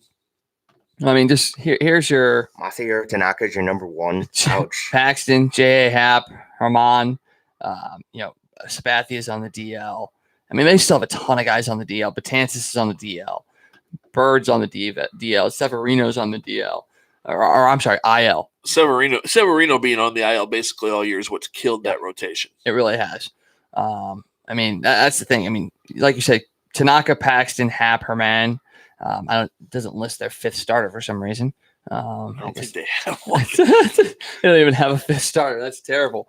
And then, in their bullpen, you've got Chapman, Britton, Ottavino. That's a pretty good 3 right there. And then, like you said, if they add a Green in there, could be pretty big. Wouldn't be surprised if they try to get Green in and like we talked with the Cardinals, maybe try and package a Matthew Boyd going there as well, giving them another starter as well. So, I mean, to be honest, the Yankees remind me a lot of the Cardinals right now. Well, and you wonder how many teams just aren't willing to trade with the Yankees. Don't want to be the team that give the Yankees another shot at the World Series. Yeah. There's probably a lot of that, I mean, you have to wonder, the Yankees were all in on Stroman. You wonder how the Mets got him. I still don't understand how the Mets got him with that package when all the teams were looking at him and none of the contenders jumped on something like that. Yeah, I mean, because I'm not saying that the Cardinals would have done like an amazingly better job, but the Cardinals would have had a better offer, I'm sure. You would think. So, I mean, was it that the Blue Jays were, hey, we're just going to get rid of him right now, right here, right now? Because I don't see how they could have put such a hard deadline on of a Sunday afternoon to be like, hey, we're getting rid of him by Sunday afternoon. That's it. Although I think Stroman kind of pushed his way out because he'd started tweeting basically the ownership wasn't interested in re-signing him and he was ready to go. And so maybe it was a case where somebody just made an offer and they said, all right, we got to get rid of this guy. Let's just do it. Yeah, I could see that. I'm going to pull up I'm going to try and find something. You guys keep on talking. But so with just getting to, while he brings that up, I want to get to you. The Blues had a pretty big movie premiere. And are you excited for this as much as I am? I mean, even though you've lived it, even though we lived it, do you really want to see, like I do, how they do it, how they put it together in 1 hour, 1+ hour? Well, they're going to show the best highlights of. I mean, I'm not like, woohoo! I got to run out and buy this tomorrow. But yeah, I'm excited to see it again. I mean, who isn't? You want to relive those moments? I know I was same thing. I ran out and watched the Cardinal ones after they did it. Yeah. But the videos are never quite the same. It's kind of like, oh yeah, that happened. I mean, I'm excited about it, but I'm not like, woohoo! Let's go get it today. What about you, Wags? I mean, the movie premiered yesterday. I mean, I'll still get excited. I really like to see the like the commentary and stuff like that because getting the players in there and having them talk about what was going through their minds and those sorts of things would be really cool to see. I am going to jump back to baseball real quick, but I saw this yesterday. And I wanted to make sure that I saw it. It wasn't something that was doctored, but going back to deadline and going back to the Mets and Noah Syndergaard on his Twitter profile. Have you seen this? Uh-uh. So his description is pitcher for the New York Mets, for now. Mrs. Met would hate to see me traded. Dallas/New York. Wow. I mean, yeah, that's probably tongue in cheek from him, but the fact that that's out there Right. makes you really sit there and question if they're going to trade him or not. And I'd love to see that say Dallas/St. Louis. That's all I got to say. So that's kind of how I found that funny. I saw it yesterday and I wanted to double check and make sure that actually was on his approved verified profile. And that was his approved verified profile. So I wonder where do people get these fake tweets? Sometimes you get screenshots on Facebook. You see the fake tweet, it looks real. How do people do that? Do you have any idea? they make a fake account and they tweet stuff out with a picture of the person that they are trying to be. It's called you have too much time on your hands, basically. Yeah, pretty much. So, all right, let's move on to the final whistle. We're going to talk some men's national team soccer. I know you guys are both kind of like, soccer. Woo. No, I'm awesome. I'm kind of like, ooh, U.S. men's soccer. Yeah. Yay. Bring back the if it's Alex Morgan coming back, of course, bring her back. Bring her back. The women's team. But they will be playing at Busch Stadium on September 10th versus the 5th-ranked team in the world, Uruguay. Because who's not excited to see Uruguay? Luis Suarez and Edison Cavani. I'm excited. I'd love to see Suarez and Cavani out on the field. If I had any idea who either one of those people were, maybe I'd be excited. Luis Suarez is one of the top players in the game right now. He's no Messi or Ronaldo or anything like that, but he is up there. He is one of those top players. He's also one of those guys that brings controversy wherever he goes. He had the handball goal. He's bit people. Oh, nice. So he's kind of like the Brad Marchand of the soccer world. That's what would make soccer more exciting. So, just running up and biting people. Yeah. Vampire soccer players. All right. Much. So it is the final game before CONCACAF Nations League competition starts, which is big for the U.S. because with them missing the next World Cup, they really have to start string some success together before World Cup qualifying begins. And I believe the Nations League competition is a factor in World Cup selection coming up for the next one. So going up against a team like Uruguay is pretty big for them. They've actually met 6 other times, 2-2-2 record. Uruguay is a team that when they first were a nation soccer were very, very good. Kind of went through a little bit of a dip and now they're back up there. So it's going to be a really, really good test. It's actually only the second time that the men's team has played at Busch. And with a lot of potential local talent coming, Tim Ream is a player that's from St. Louis, Josh Sargent. Not sure if either of those guys are going to be playing when this game happens, but there's still some local talent that could be. They were both there when they did the announcement the other day. Maybe they will be. And they're expecting that game to sell out, Busch. I believe that's the early word. Is the expectation is it'll sell out. So all you soccer fans, get out here. Yeah, make sure you support it because then that showing that can turn into getting an MLS team. Yeah, which is something that I am just like really pushing for. And the more people that go to Busch Stadium, the more money the Cardinals make, which may end up being a raise in my pocket. Oh, I thought you were saying they could go after a better trade candidate. I'm not worried about that. I want to right now. Just kidding. Anybody that works for the Cardinals that are listening, I'm not pushing for a raise in any way, shape, or form. That's great. That's great. Wow, dude. I just had to throw it out there, man. Yeah, you got to. I mean, it's the business we're in. You got to find ways to make the money that you can. And talking about the MLS, I think they're supposed to make that announcement in the next early August. I think so. I think early to mid-August is the time frame that they were looking to make some sort of announcement. They made their pitch a couple weeks ago. Their official pitch to the MLS was not on a pitch; it was in a boardroom. For those of you that like soccer terms, so they've made their pitch. All indications are that it's progressing to being an official announcement coming up sometime in August. And that, for me, that would be absolutely incredibly huge. No, I'm excited about that. I really hope that it comes through. I mean, it'd be huge for the city, and I will try to pay more attention to soccer and go out there and watch. I really will. I watched more soccer this year than I have in years and years.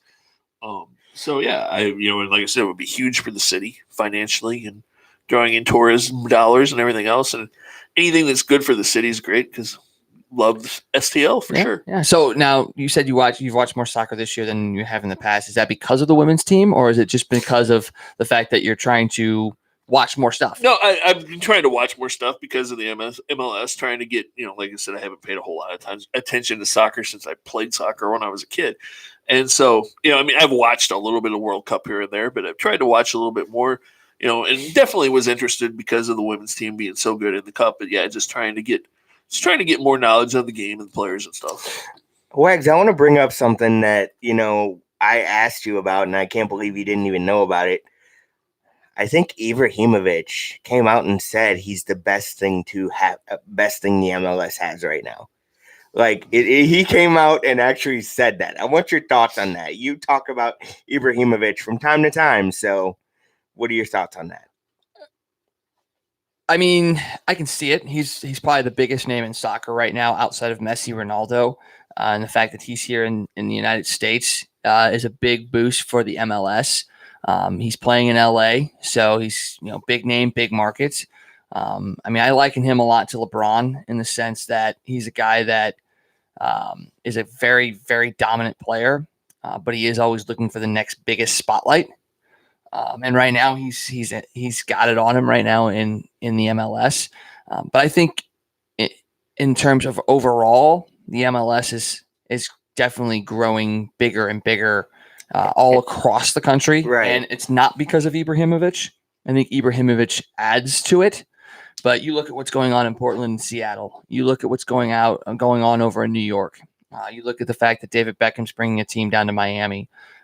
You look at the what's going down in Atlanta. I think that's the biggest thing is what Atlanta United has done to not only pack their stadium but to be a champion already is incredible.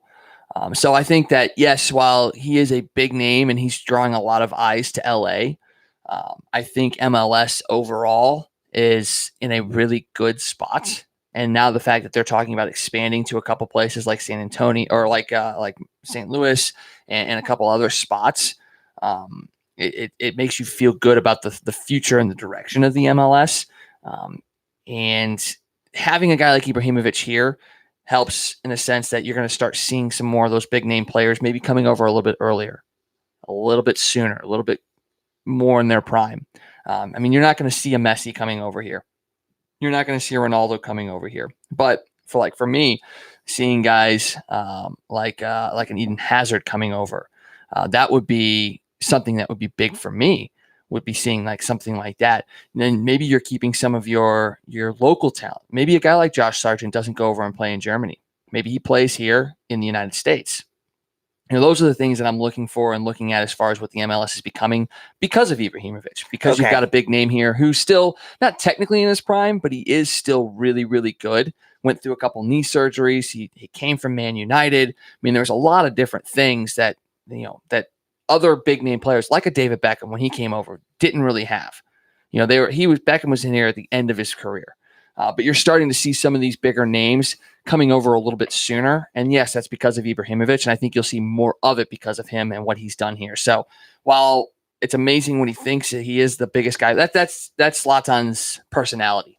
He is the guy wherever he goes. And that's what he is. And he's in LA. That makes sense. But I think overall the MLS is in a very, very good spot, even without Ibrahimovic. I agree with you.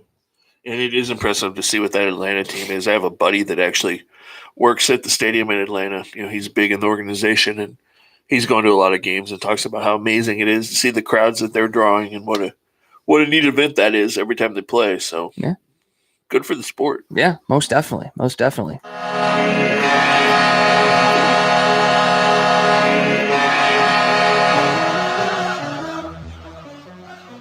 We're headed into overtime. We're in overtime. We are in overtime. Max Scherzer is officially on the disabled list again. There we go. So breaking overtime news. Scherzer on the IL. We keep calling it the DL. I'm sorry, but it is the IL. So he is officially on the IL. And another quick baseball note: it looks like the Red Sox are talking to the Mets about closer Diaz. Ah. So that would be interesting. That would be very interesting, actually. That would just another piece. So, but we are in overtime, and we'll talk a little bit of the NFL real quick because we're getting close. Training camp opened last week. Actually, some big news kind of came down over the weekend with some training camps and stuff like that. AJ Green went down with an injury. There goes Cincinnati's season. Yeah, he is likely out 6 to 8 weeks. So not as bad as some people feared, I think. But once again, it's still, I don't think, officially 6 to 8 weeks. I think it's rumored and projected to be 6 to 8 weeks. So we'll see what happens. So like you said, Cincinnati season done. See you later. Bye. Because that 6 to 8 weeks, that'll take him out the first couple of weeks of the regular season. Yep. And then, wide receiver with ankle injuries, that's not necessarily a great thing. No, not at all. And AJ's starting to put some years. He's not a young man anymore. No, and he missed some time last year with a foot injury as well. So the injury history is there. So there we go. And Cincinnati's season probably over before it starts. We'll see. You also got a couple of holdouts. Ezekiel Elliott and Melvin Gordon, both holding out. Now, Jerry said Zeke's not holding out. He's just not there. What's the difference? Okay, now that's the same thing. This reminds me of something my nephew said over the weekend. That's like a kid saying, I didn't lose something. I just can't find it. I remember you said that Saturday. I'm like, wow. I didn't lose it. I just can't find it. He's not holding out. He's just not here. It's going to be interesting to see what happens there because he's still got 2 years left on his contract. And Jerry said they don't negotiate. What are you shaking your head for, Joe? Because you have 2 years left on your contract. Don't hold out. The thing is, it's not like you have one more year. I've seen players with 1 more year hold out for that contract. I get it. I've seen it before. Not 2 years. Do you know how long NFL running back's career lasts? There it is right there. He's still playing on that rookie contract. He's the best running back in the league. He's led the league in attempts for 3 straight years. He's had over 300 carries in the last 3 years. He's not got a whole lot of time left. 2.6 years, I think, is the average for an NFL running back. That's nuts, but really, he's got a contract available for almost the length of an entire career, and he's, like Scott said, the best running back in the league, and he's still on a rookie contract. And Dallas is in trouble because their best 3 players, all 3 are ready for contracts, and that team. I'm not sure how good Dak Prescott is. And he's definitely not good if Zeke's not there. Oh, no, not at all. I was just going to say that he's not as good as if Zeke's not. I mean, for whatever reason, I guess it's the offense. I guess, they're a run-first offense, I guess. And Dak doesn't have that arm that people thought he did, Well, he's just not. He's a system quarterback. He's a guy he's not going to win games for you necessarily, especially if it's all on him. And then besides those 2, you got Amari Cooper that's sitting there looking for a new contract. And he's their best, without a question, their best wide receiver. He's their only wide receiver, really. So, Jerry's got a little problem down there in Texas. Darn that Jerry Jones has a problem. That just sucks for him. I'm not bitter at all at Jerry Jones. No, not at all. Not at all. So, do you guys think Tyreek Hill should have been reinstated? Well, we talked a little bit about this last week. But I just we talked about this last week. Hill reinstated. I mean, there wasn't proof, like you said. There wasn't necessarily proof, so the NFL couldn't really do anything on that. But why make claims like that unless you're trying to get money out of somebody? That's exactly why you make claims about it. Yeah, and we don't really know. There's still a whole lot of questions there as to what happened and who did what, who said what, and who actually did what. But not enough evidence. And as a Chiefs fan, I'm glad to see him out there. But yeah, it's going to be interesting to see how the fans I can't talk today. How the fans respond to him, especially on the road. I found it funny. Speaking of Twitter, there's I think another tweet that came out today that someone was like, "I'm totally done with the NFL because you can allegedly beat your ex-girlfriend and your children and not get suspended, but you go on fertility drugs and you get a 4-game ban." Because Golden Tate got suspended for 4 games because he was trying to have a child. But there's too many questions there too, and like somebody said, there's so many lines you can reach out to somebody to find out before you do that.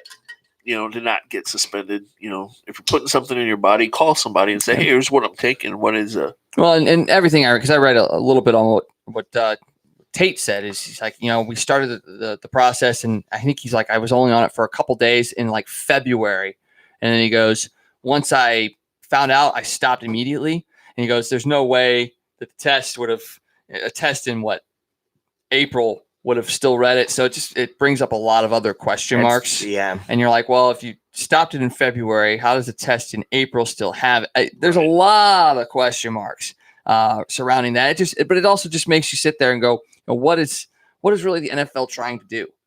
I mean, I don't think they know. I don't think they do either. Roger Goodell's the biggest joke in the world. I mean, could he have worse PR skills? I mean, he's just about run that league into the ground, honestly. I mean, from a PR perspective.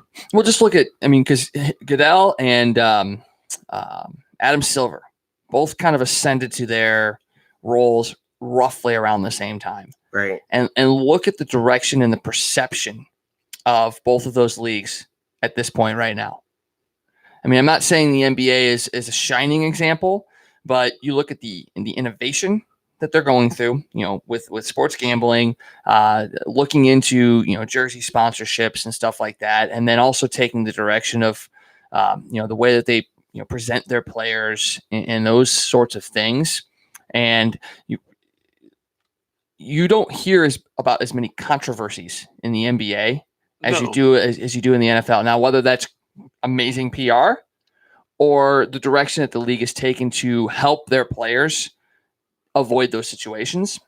Well, and look at the role reversal, because it wasn't all that long ago that the NBA was looked at as the thug league. Yep. And that how much that's changed. Brawl in the Palace. Yep. It all started in the NFL, I believe, with Ray Rice. That perception a couple of years ago when. Well, just how they handled that. That's what I mean. More than a couple of years ago, it was like 99. Well, yeah.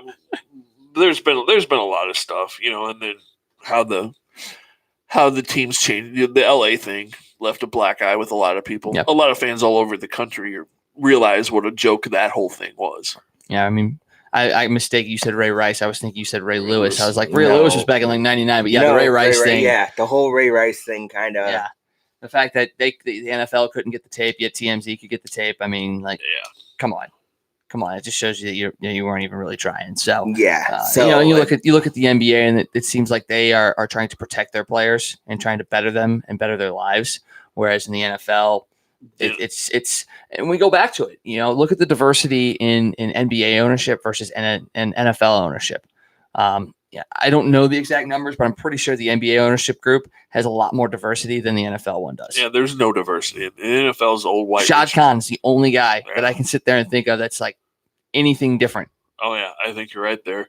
And look at how the NFL has treated the retired players, the players that have problems now. They don't take care of their players once they leave the league. What is the pension for the NFL? Like how many years do you have to play in order to? The pension in the NFL is bad. It's a joke. Yeah, and there's no real health. There's no real health care for those players once they get out. It's kind of chew them up and spit them out and see you later. And look at all the guys that have the brain issues from concussions and whatever. There's no real care for those players, and it's a shame because you're talking about some of the greatest players in the history of that league that have just kind of been pushed aside and told we don't really care. Guys, I want to make this argument real quick because I was watching a video on YouTube, is this the Emmett Berry thing? Yeah. So what do you think, Scott? Just going on, who's the better running back? Because they only got to face each other, a few times, and I think it was one. That was the last time they faced each other. That video I posted. Who's the better running back? Pure skill, Berry. Emmett had a better. It's hard to compare because how do you really compare that when you look at the teams they played with? Look what Berry played with. Look what Emmett played with, and how do you compare them? Well, and you got to look at it and sit there and go, look what Berry played with, and look what he did with what he played with, right? And then look at Emmett and look at what Emmett did with what he played with. Berry could have easily finished his career with negative yards. Right. I mean, playing with the Lions. I'm just saying, but he didn't. He was right up there. He was the league leader, or he was the career leader for a long time. So the fact that he did that with what he played with, in my mind, makes me think Barry Sanders is the better player overall. But you know what? They're both Hall of Famers. Absolutely. They both did what they needed to do to get into the Hall of Fame. Emmett won his championships. Barry didn't, but Barry also retired really young. Right. So, who's to say that Barry doesn't play another 5 years and just absolutely puts the career rushing mark out of reach? And who knows? Maybe he gets in there and gets on a team and does win a championship. Right. What if you sit there and if Barry wins a championship and is far and away the most career rushing yards, is there even an argument? Right. And even with both of them, Walter Payton's still the best running back of all time. Right. Hey, Jim Brown's pretty good too. Yeah. And rest in peace, Walter Payton. Yeah. Amazing person as well as player. Yeah. He has an award named after him. I mean, you got to be some kind of human being to have an award named after you. I'm sorry. Absolutely. Was a great player, great person, and gone way too soon. Was it the Walter Payton Man of the Year award? Yep. Okay. Yep. Okay. Humanitarian award. So wrapping up NFL talk, we will announce that we are going to be getting our fantasy football leagues going again this year. So we'll have a post on that coming up sometime in the next week. So make sure you guys, if you want to join in the leagues, let us know if you want to play, and then we'll get the teams gathered up. We'll set up a live draft. If we need to do an offline draft as well, we will. We'll get all the particulars set up. But when that post goes up, make sure you guys get on there. Let us know if you want to play or not, and we'll kind of go from there. It's exciting. We had a couple leagues last year.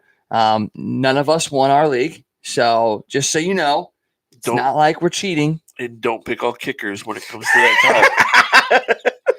For those of you that were at the live draft last year, you'll know what we're talking about. But what was it? The fourth round? Fourth round, Joe wanted to pick a kicker, and then the fifth round, he wanted a defense. He wanted to take a defense special teams. No, actually, it was the 5th and 6th because I remember I took Aaron Rodgers with my fourth. Oh yeah, and then he wanted Spencer Ware. And Ware was like 5th on the running back depth chart to the Chiefs. Now, granted, Ware did get into play near the end of the year, but he was going to waste like a 9th round pick on Spencer Ware, the 5th running back on the Chiefs website on the depth chart. So, hey, we have a lot of fun. You may get to see some crazy stuff. So if you want to join in the league, let us know, and then come out to the live draft and meet us and hang out with us. And like you said, maybe you'll see Joe draft a kicker 1 overall. Maybe in a couple weeks we should just do a segment where Joe teaches people how to pick their fantasy team. Oh no. Actually, who'd be good at that? I'd like to get him back in here. We don't care about good. We care about entertainment. Who could draft a good one though? Chris Hargis. So I'd like to get him back in here. Maybe he can talk about draft strategy and what he does, and not that people will follow it. It's just a guideline of what some people do. And in a PPR league, I heard you have to go running back heavy, running back and wide receiver heavy, guys that catch the ball. Yeah. So that helps. Yeah. You don't want to go offensive line heavy. Who did I have defensively last year? Do you remember? I don't even remember. I think it actually was a pretty decent defense, but you wanted to pick them, like I said, in like the 5th or 6th round. Like, come on, man. Come on. Oh, man. So, we're educating you. You're getting close. With Scott here, I think he's done a few. Have you done fantasy before, right? I have. I'm not a huge fantasy guy. I have done it, but I'm not like a fantasy freak like some people are. So it was a good show. Thank you, Tom Ackerman, for coming back in and joining us. It's actually the first time he came in. Well, coming back on the show. He was on the show. Coming back on the show. Yeah. First, thank you, Tom, for coming in studio, talking with us. That was really cool. Hopefully we can do it again. Scott, Wags, how'd you guys view the show? Yeah, it was horrible. I don't want to be on this show anymore. Worst show ever. But no, seriously, we always have fun here. I can't wait till next week. For Wags, I'm Joe, and Scott right next to me. Oh my gosh, there it is again. He did it again. You know what? I was on a roll, so I couldn't stop myself. So it was such a good show. All right, wait. For Scott and for Wags, I'm Joe. See you guys later. That's better.